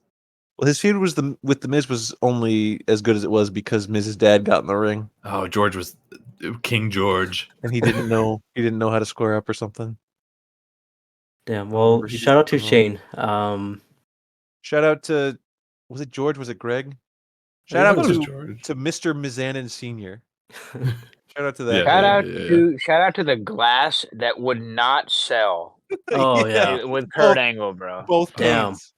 Both panes of glass are like this guy's not going through. Well, that's the Shane I remember. My number two, like I said before, you know, TLC. When people say, "Hey, this is you're watching fake stuff," this one, you know, at least the early matches they had for this, it's crazy. It's the Hell in the Cell. Brother. Yeah, freaking Undertaker. You know, he threw Mankind. That's the most iconic things from wrestling when Mankind went through over the top of the cage and went to the announce tables. I think that's the signature of like that moment of wrestling. That's what everyone knows. Also, Hell in a Cell is brutal. If you guys remember Brock Lesnar and Undertaker, they beat the hell out of each other. It's it's a cage match with a roof on it. You go on top of the roof. You go through to the cell to the Do ring. not most cage matches have a roof on them? Isn't it a different thing when it doesn't have a roof on it? Yeah, it's a Hell in a so, Cell. so a steel cage match doesn't have a roof because you're supposed to be able to climb over and escape it. Yeah. Right. Not ask the referee to chauffeur you out the door. Man, all right, I'm glad you brought that up. It pisses me the fuck off. The entire point of a steel cage, he's got nowhere to go. The bell rings, the heel walks over to the door. Oh, sir, let me get that for you. Let me get that for you. Close that fucking door. If he's not climbing over, I'm done. I think one of the WWE games had a mini game where like the dude gets close to the door. You gotta like button mash to like pull his foot like back into the ring Yes. type shit. Like Yeah. I'm All right, glad. but Hell in a Cell. Go ahead. Yeah. Hell in a Yeah. Cell. Anyway. Hell in a Cell. You know, it's brutal. There's a lot of great memorable matches from that type of gimmick match. If you remember, No Way Out 2000, where Triple H versus Cactus Jack, they were on top of the cell. Cactus Jack, he lit up the 2x4 with barbed wire, hit Mhm. Triple H. All of that is great. I mean, I don't know what to say about Hell in a Cell. Everyone knows about Hell in a Cell. I'm yo, Yeah. don't mean to cut you off. Did Batista and Undertaker have a Hell in a Cell match? Or was I that know- Batista and someone else? Batista I think it Triple was H? Triple H. It was I Triple know H. Batista and Yeah, Triple H Batista, had Triple H. one. So when I was a kid, we used to spend like every other summer or whatever in like Pakistan for like summer vacations. Mhm. And they didn't really have much internet out there, but my cousin had like that pay-per-view like downloaded on a file like on his computer. And like I would just watch that like every day. So I've seen like that Hell in a Cell match like probably more than like any other match in my life because it was just such a dope match. Like and it was all I could watch then on an old computer, but it was cool. And those two guys. I think that in the start of Hell in a Cell, a lot of gimmicks, credit to the Undertaker, I guess, a lot of gimmicks were sort of made for him. Right. But I think that might have been one of the first matches that Undertaker was not featured in, and then it kind of branched out to like being a blow off type match for guys that actually hate each other. The Evolution storyline tied in there is dope, and like it's just cool. Just like nothing tops the Mankind one, but a lot of people get creative with it. I do want to say that like is every Hell in a Cell like red now? Yeah. No, they Yeah. switch back. Did When they? did They they switch back? Did back? they switch back this year? I think so. I don't remember. It was red for a while. If it's back to normal, that only just recently happened. Yeah, that's good. I do not acknowledge the red Hell in a Cells. No, it's not a good Hashtag not look, myself. and I never went to one in person. We saw the Undertaker Shane McMahon Hell in a Cell Yeah. at WrestleMania 32, but from what I can tell, if you go to see it in red, it's like harder to see if you're like further back. Yeah. Something about the red and the lights makes it like harder to actually see what's happening in the ring, especially when they were doing the Fiend match with his like lighting, like the whole arena was dark, like people couldn't see shit in that match in the stadium. Yeah. I saw a cage match last Full Gear. Literally this time around last year, it was the Jungle Boy against Luchasaurus. At Full Gear, and it was like I was kind of worried, like, yo, like, am I even going to be able to see these guys? Even though we had like pretty good seats, like the contrast is different, but that silver like steel color works best because you could see basically everything. With Yeah. red, it would just be what the eyesore almost, Yeah, it definitely was. We can't forget, I think one of the kind, 6-man Hell in a Cell match in Armageddon where Kurt won the whole thing, where Rikishi fell to that, I don't know, the hay stuff. It was like And he was allergic to it. Achoo. It was like mattress underneath the thing. Like I have a soft spot for that bump because I used to listen to that podcast, Something to Wrestle, with Bruce Pritchard and Conrad. Right. And Bruce Pritchard he's really good at doing those interpretations, and he was talking about like they didn't know who was gonna take that bump. And in his like accent, he's like, "Well, who's gonna take the bump? It's got to be Rikishi." So like it was a funny moment, and Rikishi, credit to him, like he was kind of like on the come up from his like he recovered well from that, like I did it for the Rock. Yeah. So like it was cool. It was cool. I don't know if you guys remember, just like one steel cage match where he was on top of the cage and he did like a splash. That big man. Rikishi? But Rikishi, Yo, yeah. I think he broke his wrist. Did he? Yeah, he looked like he broke something. But yeah, he did that. That looked. You guys should look that up. That Do looks. you know crazy. who he did the splash to? Because I would not want to be that person. I don't remember. It's like maybe Val Venus, one of those guys. Oh well, yeah, you can kill Val Venus. It was Val Venus, yeah, Ugh. pal penis, man. Yeah, Nah, but like credit to Rikishi, total professional.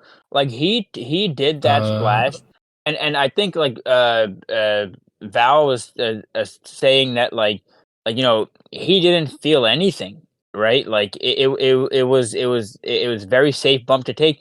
Rikishi took all the pain, and I think he literally did break his wrist and finish the match.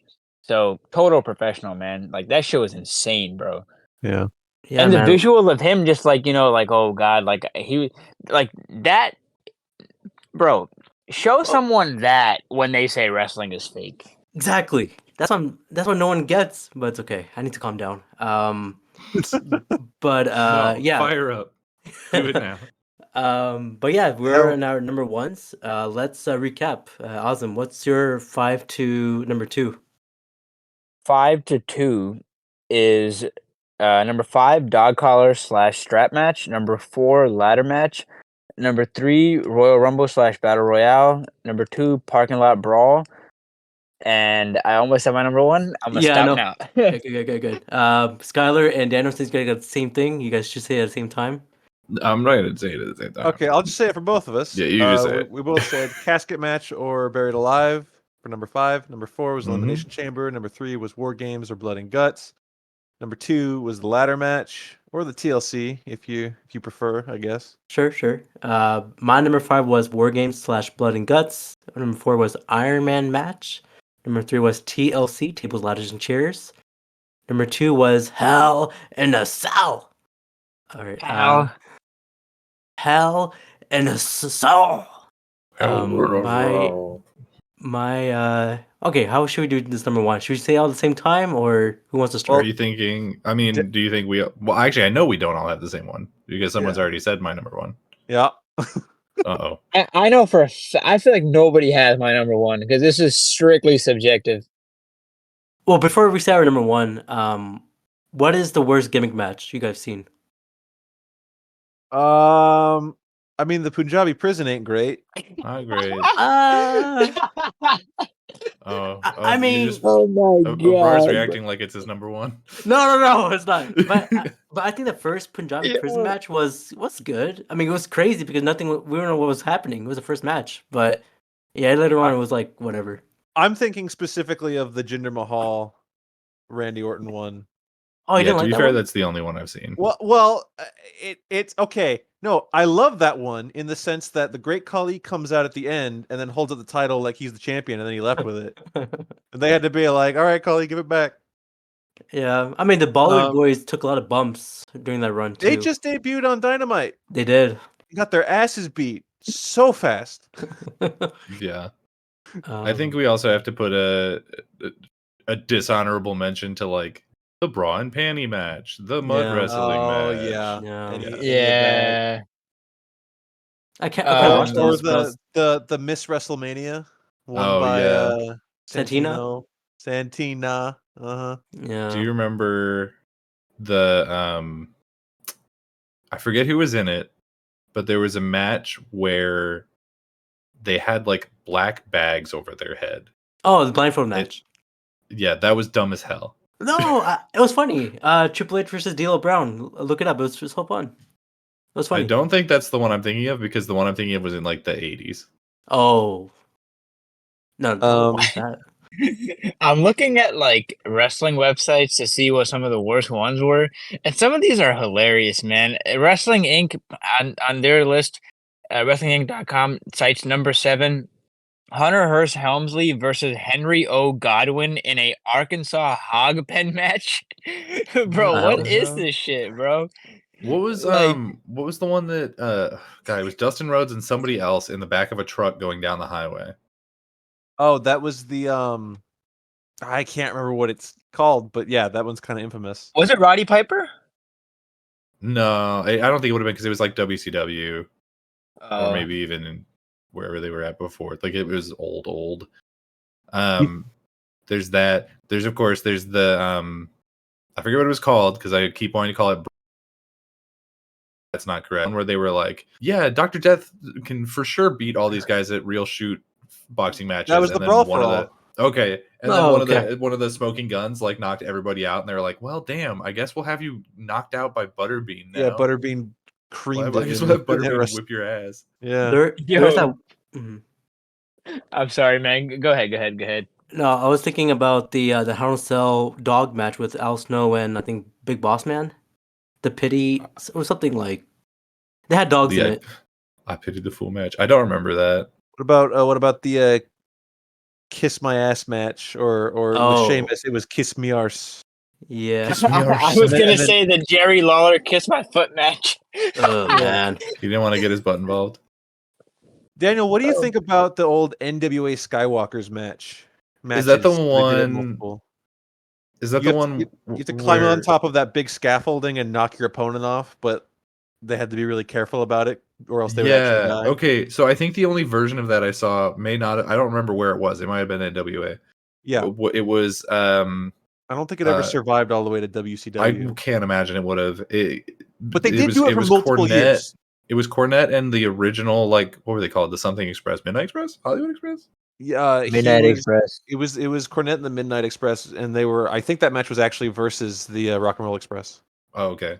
Yeah, no, that was probably among the worst thought out matches of all time. Like that, I'm shocked that no one was seriously injured during that match. Yeah. Genuinely amazing that they managed to. And it was boring too because everyone was like rightfully very afraid of falling off the damn thing. Yeah, that was the biggest problem with those. I want to also. My bad. I'm gonna let you guys finish that topic before I say mention another match.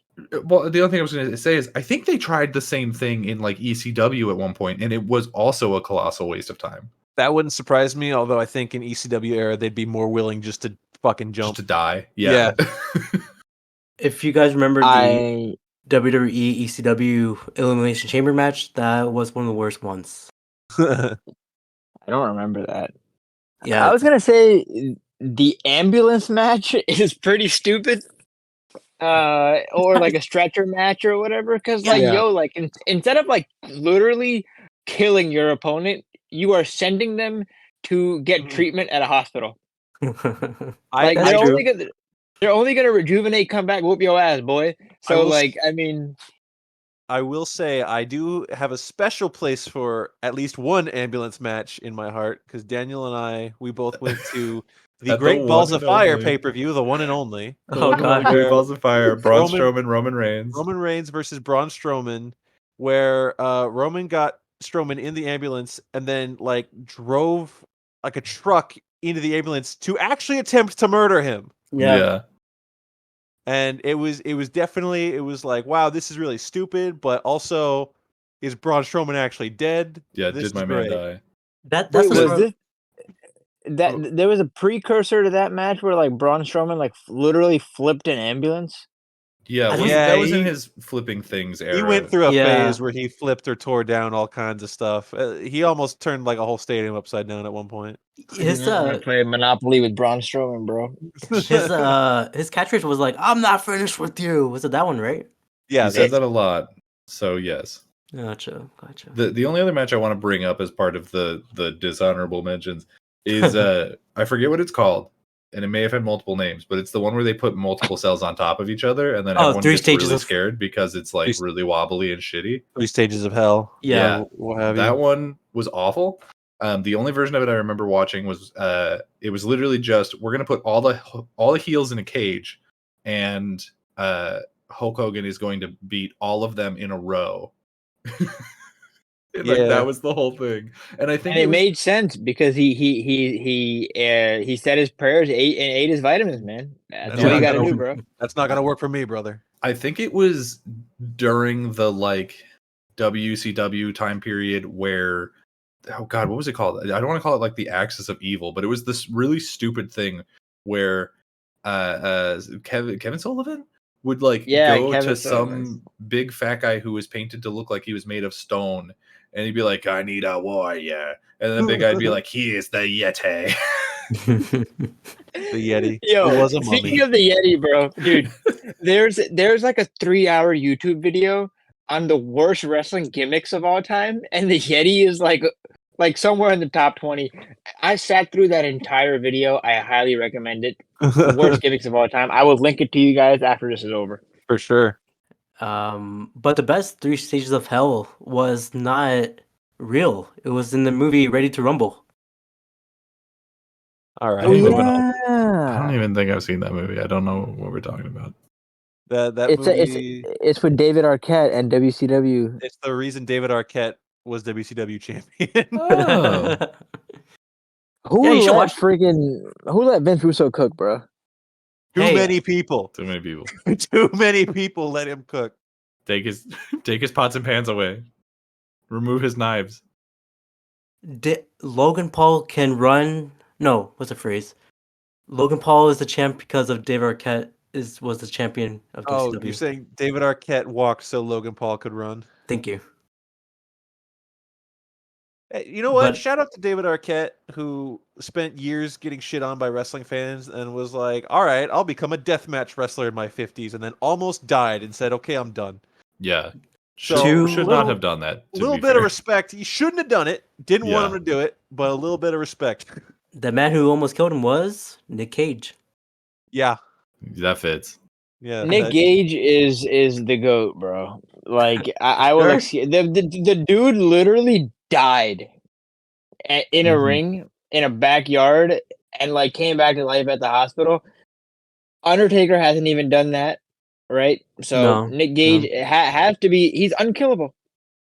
Nick Yeah. Gage is like a cockroach on the face of wrestling. You cannot kill the cockroach. Cockroach He- with a pizza cutter. Yeah, pizza cutter. Oof. Right after that pizza cutter, Domino showed up. So it was crazy. I'm actually, oh yeah, I'm actually just in general not a fan of death matches. I don't need blood. Like I think sometimes they go too far. Because who was it? Was it Nick Gage? I think also who got stabbed in the armpit in like the middle of That nowhere. was the match he died. Yeah, he died and like came back. He died in the helicopter. They resuscitated him, got him to the hospital, and then he was like, "Did I win?" Did I win? Yeah. So like Dude, death matches. that helicopter should probably not happen. is like 18 times the entire budget of the entire show, bro. Oh, That for sure. hospital bill, who's 100%. paying that shit? If you Yeah, want to look at One Nick Gage. if you want to look at good death matches, just go to FMW back in the 90s. They had good death matches. I will probably I- still not go watch this. I think death matches are. So when I was a kid, I used to be on YouTube, look up like most hardcore wrestling matches, and I would see things like, Mick Foley falling off the cell, basically things that you can show on TV. Yeah. I did start getting into this foray of like death matches, and it was cool because like, as a kid, it's like, yo, this is so fucking cool, like this is so dope. And I had middle school kids, like edgy, like my music scares people era of my life, right? Like, so Mhm. like I look back on it, I cringe. Like I can respect like two Japanese legends like going at it like in Japan, but I don't respect like this insane clown posse like culture of like Yeah. like the Juggalos and Superhuman. Superhuman. Like I was just about to reference like Superhuman. like just Superhuman like is funny though, because he's never actually like really doing anything Yeah. super stupid. He's just like, Well- I'm gonna do an elbow drop on his microwave. Like he's not like I'm gonna jump onto a bunch of knives. he probably won't kill himself, Yeah, but he's definitely fucking himself up that's true. piece by piece. I will say though that the death match is a really large umbrella of a title, and in that Yeah. title you have these like backyard like mud show literal garbage Jim Cornette heart attack inducing like matches. But then I think that GCW though, like even though Nick Gage is like the flag bearer for GCW, like their death matches, the ones on their pay-per-views are like very well thought out, very well done. They have their like, I think it's what you call it, like the tube lights that they use are like gimmicked and the glasses gimmicked and stuff, but they make it look really well. It's something that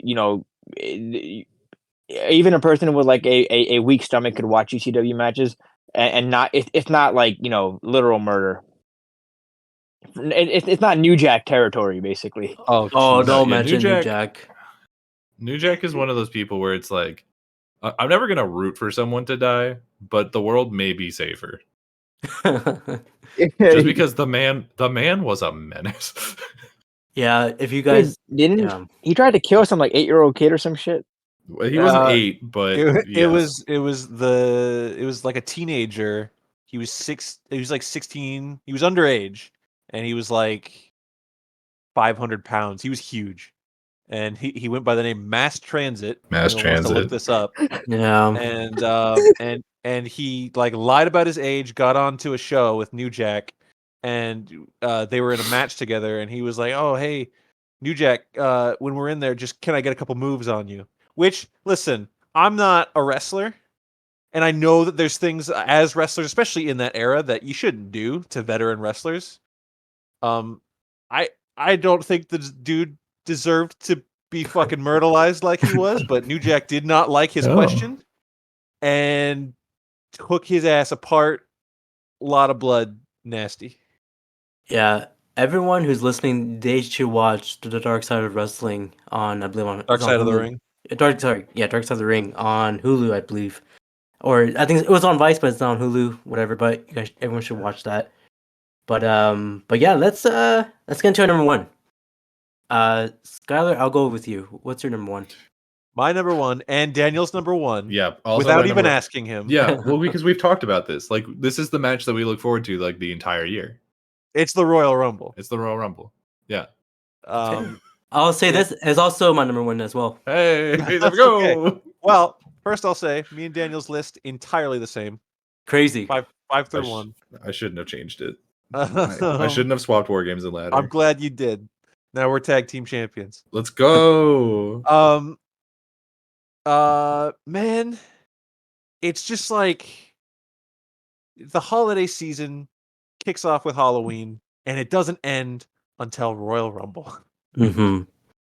It's like, That's a good way to put it. We're through New Year's.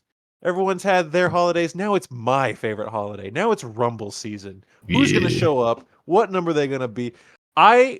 Whenever Royal Rumble season comes around, I kind of don't like to watch. I mean, I haven't watched Raw or SmackDown television in a long time, anyways. Like I said earlier, but I don't like to keep up with anything because I don't want to see announced who's in it.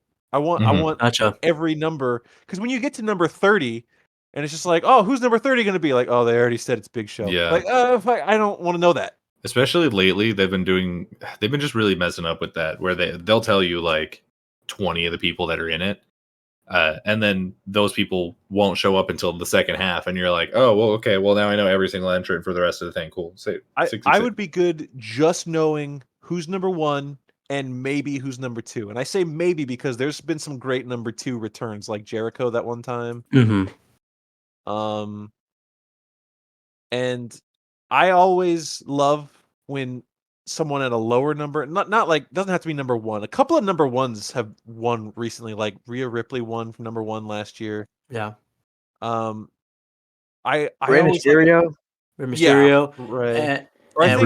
Yeah. I think Ray was number two, actually. I think number one was He Was Who Triple Shall Not Be H? Named. Oh, Lord. And was it Vince? Maybe. Are you talking about the 2006 where Ray won the Rumble? Yeah. I He think won it was number two, didn't he? I think it was know Triple Shawn H. Michaels did it. What are you talking about? What were A you quick Google search. I got it Rey here. Mysterio won the Rumble. That was the year he won the title in the triple threat match. Right. Right, that was 2006. The event. Let's see. Did it say entrance anywhere? Results. I mean, I've got it right here. Like here's everyone who's won from number one. Shawn Michaels in '95. Uh-huh. Then Voldemort in 2004. Yep, He Who Shall Not Be Yeah. Named. Then Best let's Rumble. see, Edge in 21. Yeah, And- that was a recent one. And Rhea Ripley in 2023. According to Wikipedia, those are the only ones. Well, what position did Vince win from then? I You're don't know, maybe they do it- thinking of.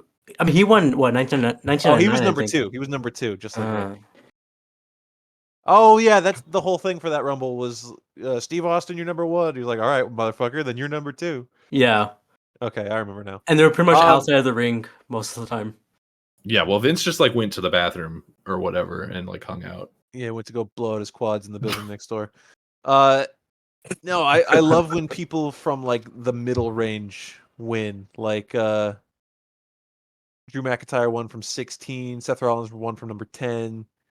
Shinsuke's win was great, went on to nothing, but that doesn't. I don't want to say it doesn't matter because it does. If someone gets a great Rumble push and it's like, oh man, this is their fucking time, and then they squander that like they did with Shinsuke, kind of. That's a bummer, but I do think a Rumble win is so cool that it like stands as its own accolade. Yeah, For sure. 100%. It Dude, is we- kind of lame ass when someone shows up at 30 and just wins, like Cody. Actually, we've had men's number 30 wins 2 years in a row. Cody and We have. Brock. Right. Yeah. So Even when it's a person you want to win, it's a bummer. yeah, but obviously this last year they were saving Cody because that was his return. We all kind of knew that was going to happen. Yeah. Oh, it was still fine to me. I still mean, would have liked him to come in earlier, you know? Sure. just because everyone already kind of knew he was coming. Like if he had been number 2 or something, that would have been king shit. It was definitely fine for me because of the predictions we did, and I drew number 30. Oh So, yeah. second 29 came out, and it wasn't Cody. I was like, oh hell yeah. Yeah, I Well- want to reiterate my statement of what I said, like the like when I said that the last person is usually like a debut or whatever. I do not always like the last person winning because it's cheap, easy booking, right? Yeah. It kind of buried everybody else that's in the match. But it's acceptable for Cody. And I just like the shiny new toy aspect of it is all. Yeah, The like AJ Styles when he debuted. That he was so debuted- sick. He debuted at number 3, and that's one of my like top WWE moments from the last like decade or so. Except for the fact that how they fucked the camera angle up. Yeah. Sounds Man, about that right. and Edge's return, they missed his Oh. first spear. Yeah. That to is Dolph. unforgivable. Yeah. Do you guys know when Daniel Bryan won the championship, there was a guy holding up a sign that said Jag Tind, which is it's like an Indian name. Some guy was just holding up a sign and it blocked the entire view of his celebration right after the win. It was at That's some terrible. WrestleMania, I think. That sucks ass. Jag Tind, literal goat. Terrible. Ultimate heel. Yeah, I don't have a ton to add to this. I love seeing the roster show up. I think it's always great. It's if you ever like just drop in on a random year of wrestling and you want to know like which year was this, you can just go to the Rumble and see like who's there and who's doing like who's got what gimmicks, and you'll immediately be caught up like super fast. For sure. It's super useful for that. I even like the knockoff versions. Like the Casino Battle Royale is not as good as the Royal Rumble, but it's good. I It's still a different really enjoy it. concept. Yeah. Yeah, they come in waves instead of one at a time, which is a little less exciting. They're So it's not as good, but I still like it. they're stuck because if they just copy the exact formula, Yeah. people are going to be like, "You're copying the exact formula." But us Yeah, as well, fans are like, "The exact formula is the coolest thing ever." They did a better job Every of copying time- it than what was it, WCW or whoever who did the reverse battle royal that sucked ass. I don't remember if that was What WCW. was the reverse battle royale? You had to You're throw all everybody inside the in. ring, and everyone has to get inside the ring. You have to you have to get everyone into the ring and then out of the ring. That's tough. I don't want to add too much to this, but just as a dishonorable mention, lumberjack match makes no friggin' sense. But everybody's on the outside. I don't know what's going on. What's the point of those guys? Just get some security, goobers to do it instead. Yeah, Counterpoint to the I- lumberjack match is then you get to see the whole roster in flannel, and I think that's always fun. They don't always You wear know, flannel. No, they They did like should. twice Listen, man. though. The New If Day you did. don't have Hacksaw Jim Duggan with a ho, right? It's not It's not a lumberjack match, man. It's not, bro. I agree. I've never liked lumberjack matches. I think they're stupid, but it's the closest we'll get to wrestlers having a union where it's like, well, at least we're all on the show. That's true. Yeah. That is wow. What a way to cap that one off. I forgot what I was gonna say about Royal Rumble, but I think we've kind of said it all about that. I think objectively, it is the number one gimmick match. Yeah, Plain and simple. I think summing it up being like this is the wrestling show you can show your non-wrestling friends and it'd be fun. Mhm. That's For sure. the best way. Especially if like someone's like, "Oh, I'm trying to get into wrestling." Like, "Well, let's watch a couple Rumbles and you'll know everybody." You will know the people. Yeah. Yeah. And it's like, oh, you just bought the new 2K game. Which match are you gonna, not play and just watch? Yeah, Royal I mean, Rumble every time. You just Give me a simulate the free Rumble. Royal And be like, Rumble. "Who's gonna win this time?" It is fun. At the long game, not a long gimmick match, but it's an old gimmick match. I mean, it was from 1987. Hacksaw Jim Yep. Duggan first winner till now, so it's been a while. I think it's neat that they count that because that was a 20-man Rumble. Yeah. I'm Yeah. not Well, trying but there's to, I'm not- also been bigger ones, correct? well, Yeah, yes. So 50? well, that was the greatest Royal Rumble, right. the first Saudi show. Which does count? No, not in the lineup. Okay. Oh, I'm not. That's not up to me. I'm looking at the lineup that doesn't count. But the one that does count is what was it? 2011, the one that Alberto Del Rio won. Unfortunately, Mm. Yeah. that was a 40-man Rumble. Oh, Sick. okay. I The thought there Royal was Rumble one. type of match gimmick is low key kind of risky because you could be putting all your eggs for the entire year in one basket, and if the guy turns out to be a total piece of shit, it's kind of a stain, like I guess like on your, on that year. Mhm. So It's possible. I do think that they need to do like extensive background check, Mhm. psychiatric freaking evaluation, Yeah. like Well, but they've done it like before where they just like strip the WrestleMania match away from the person. Like they've had it where they like bet it in a future match, or like if that person gets injured or something, like even if it's kayfabe injury, like they'll take it away from them and then just not talk about it. Right, Like but as for like the year's Rumble winner being an accolade in itself, you look back at it like I Yeah. just said, Del There's a Rio. Del It's just like, Rio. oh, I guess 2011 sucked, Yeah. Yeah. or 2004. What was Best the Rumble. which Royal Rumble was it that had like all the football players in it? What? Where's my boy was it William the Refrigerator Perry? I know you know what That I'm wasn't a talking Rumble. about. That wasn't a Is that Rumble. not That a was a Rumble? Battle Royal, and I want to say it was Oh. like WrestleMania 2. It was like WrestleMania 2. It wasn't 3. It must have been 2. But it was William the Refrigerator Perry. Hell yeah. And a Never couple forget others. my boy. All right, so all of us, three of us, got Royal Rumble as number one, which is a solid pick. But Azam, what is your? I'm really interested on your number one pick. I'm really concerned because I slagged off the Punjabi prison, and it got a laugh. No, both of you were like, oh, whoa. no, I mean it can Mine- be good, it can be bad. Okay, go ahead. my number one is Punjabi prison. Psych no. Psych no, Punjabi prison. This is also kind of the same match. There's two matches, but they're basically the same. Stadium Stampede / Anarchy in the Arena. Oh, Yeah, Bro. That's a good I was bet. gonna put Stadium Stampede in the honorable mentions. I like so AEW to me is literally like what gave me my entire existence, like, and my entire freaking personality right now. Because I've been a wrestling fan my entire life, and I got defected freshman year of college. I didn't care about WWE anymore. AEW came around, changed all of that, and it got me into things like New Japan and Impact and random friggin' just random ass wrestling, indie wrestling and stuff. And I've watched the freaking pandemic was such a shitty time for all of us. You're stuck in the crib, you're taking classes online, whatever, right? You don't know if Mhm. anyone's gonna get sick, this, that, the other. And the first Stadium Stampede was in 2020, and at the TIA Bank Field. And I'm thinking to myself like, yo, they're gonna go balls to the wall, right?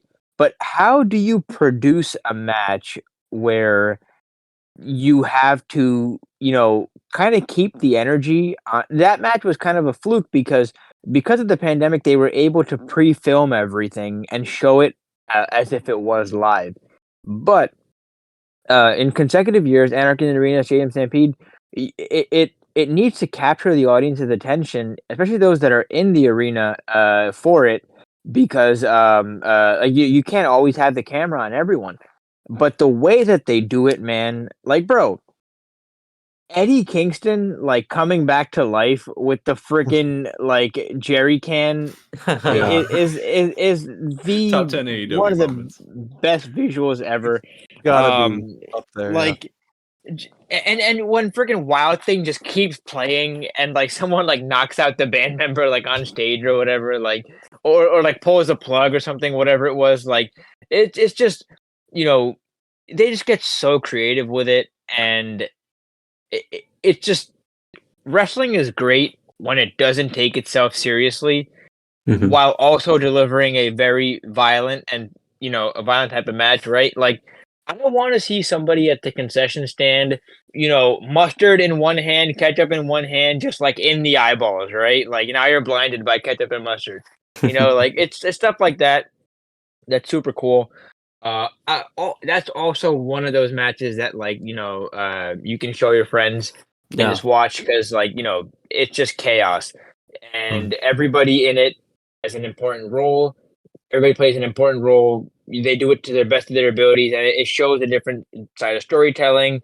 Eddie Kingston is like the enemy of my enemy is my friend, right? This, that, the other, like things like that. It just really ties it in, and like it's a good way to have a match in a pay per view that are usually quite long. It's a good mid level match that kind of gets the audience like back into the into the hype. And it's like they always seem to top themselves, right? Freaking Hangman on a horse, bro, like riding through the thing, So like good. Sammy Guevara getting run over by a goddamn what do you Cart. call Golf golf cart. cart. Yeah. Like it's Matt just Hardy the switching possibilities characters. are endless. Oh yeah, that was cool. That was cool too. Also, And dude, the Sean Spears in the room of chairs is probably the coolest thing he's ever done in AEW. yeah, easily the best thing he's ever done. What else was I gonna say? One more thing was the God. To do it in Wembley, man, like that's kind of crazy, bro. Oh wait, no, you're Like, forgetting my favorite bit. Was the Matt Hardy in the pool? And Yeah, every the time Matt they Hardy pull him change up, he's a new characters. gimmick. I love that. man, like I said, everything on my list is subjective because, that it's just wrestling is what you make of it, Yeah. and you enjoy it the way you want to enjoy it. Why can't we all just enjoy wrestling, right? I Yeah. agree. You can As, get as into long as wrestling. as long as it's not the Punjabi prison match, we can all enjoy wrestling. Yeah, fuck that Yeah. match. It'll never stand up to the apple pie strap. Oh no. Oh boy. But yeah, anybody can get into wrestling. You just watch it and you just know the characters there. They'll explain it for you. You can get into it anytime. But yeah, that's pretty much it for this episode. How do you guys are feeling about your list? I think Daniel has a really good list. Yeah. I think Skyler's is better than mine personally, but No, I would agree with that. Yeah, mine's Yeah. definitely better. I do in retrospect feel like I should have put the Stadium Stampede on my list at some place. I don't know, I guess it just slipped my mind, but that definitely should have shown up more often than just the one time. That should have been on more of our lists. I think that making lists is really tough because I was explaining to Abrar before you guys joined. I'm like a chronic overthinker. And I'm always like doubting the choices that I make. Like, like, do I really, want to put this here? And I think that for something as vast as wrestling, like to do it justice would be to do like a tier list or something.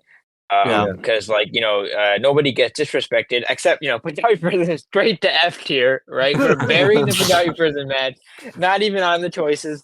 But it really categorizes it, and it creates like for someone that wants to get into wrestling, that like, I'm gonna start with the S tier and just watch all these different variations of matches and really get into this universe of just endless possibilities, endless fantasy world that we call wrestling, right?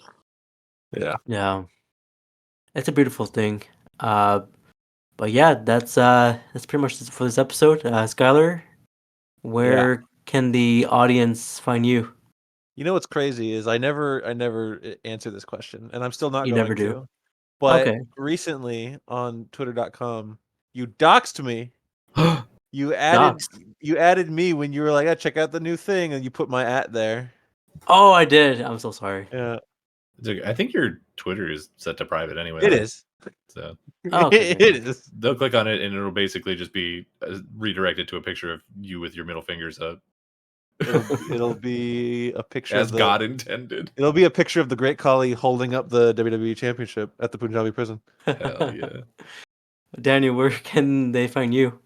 On Twitter at Daniel J McG or on my YouTube channel Daniel McG. I just posted a video like 5 seconds before we sat down to do this. So What? No way. Let me check this out. I did. It's my you are not allowed to watch it. It's my spoiler cast for Spider-Man 2. Oh, Yeah, I can't even watch it. I only saw the Spider-Man. I'm beginning. not. I'm not done yet. I'm like 76% done. Oh, I'm like 50% now. So I come don't back even- when you've watched Spider-Man 2. I don't even own a PS5, so I've been playing it piecemeal at his house. Hey, come over right now. I don't have to be at work for another 12 hours. Awesome. Awesome. Where can they find you?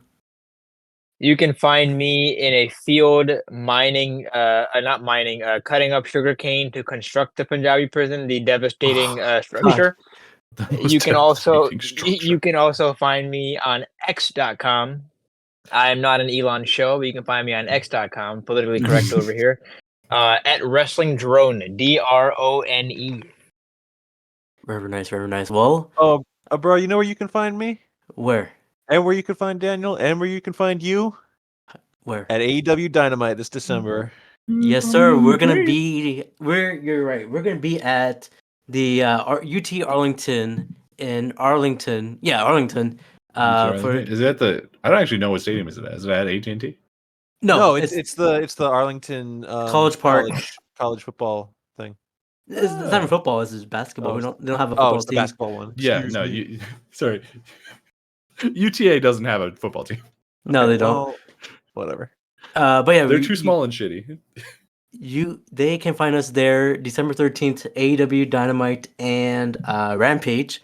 Just meet us up. I'll probably be wearing a Brown Boy Wonder podcast hoodie. You guys can find me there. Those don't exist. Don't lie. I ordered them for myself. Where's mine? See, don't worry, I'll get you one. I better. But yeah, so you can find us there, and yeah, that's pretty much it. I guess on one we go just like the Royal Rumble. Ready? Sure. First, I'll say, Abrar, thanks for having me. This was fun. This was a fun one. For sure, Yeah. for sure. All right. 5, 4, 3, 2, 1.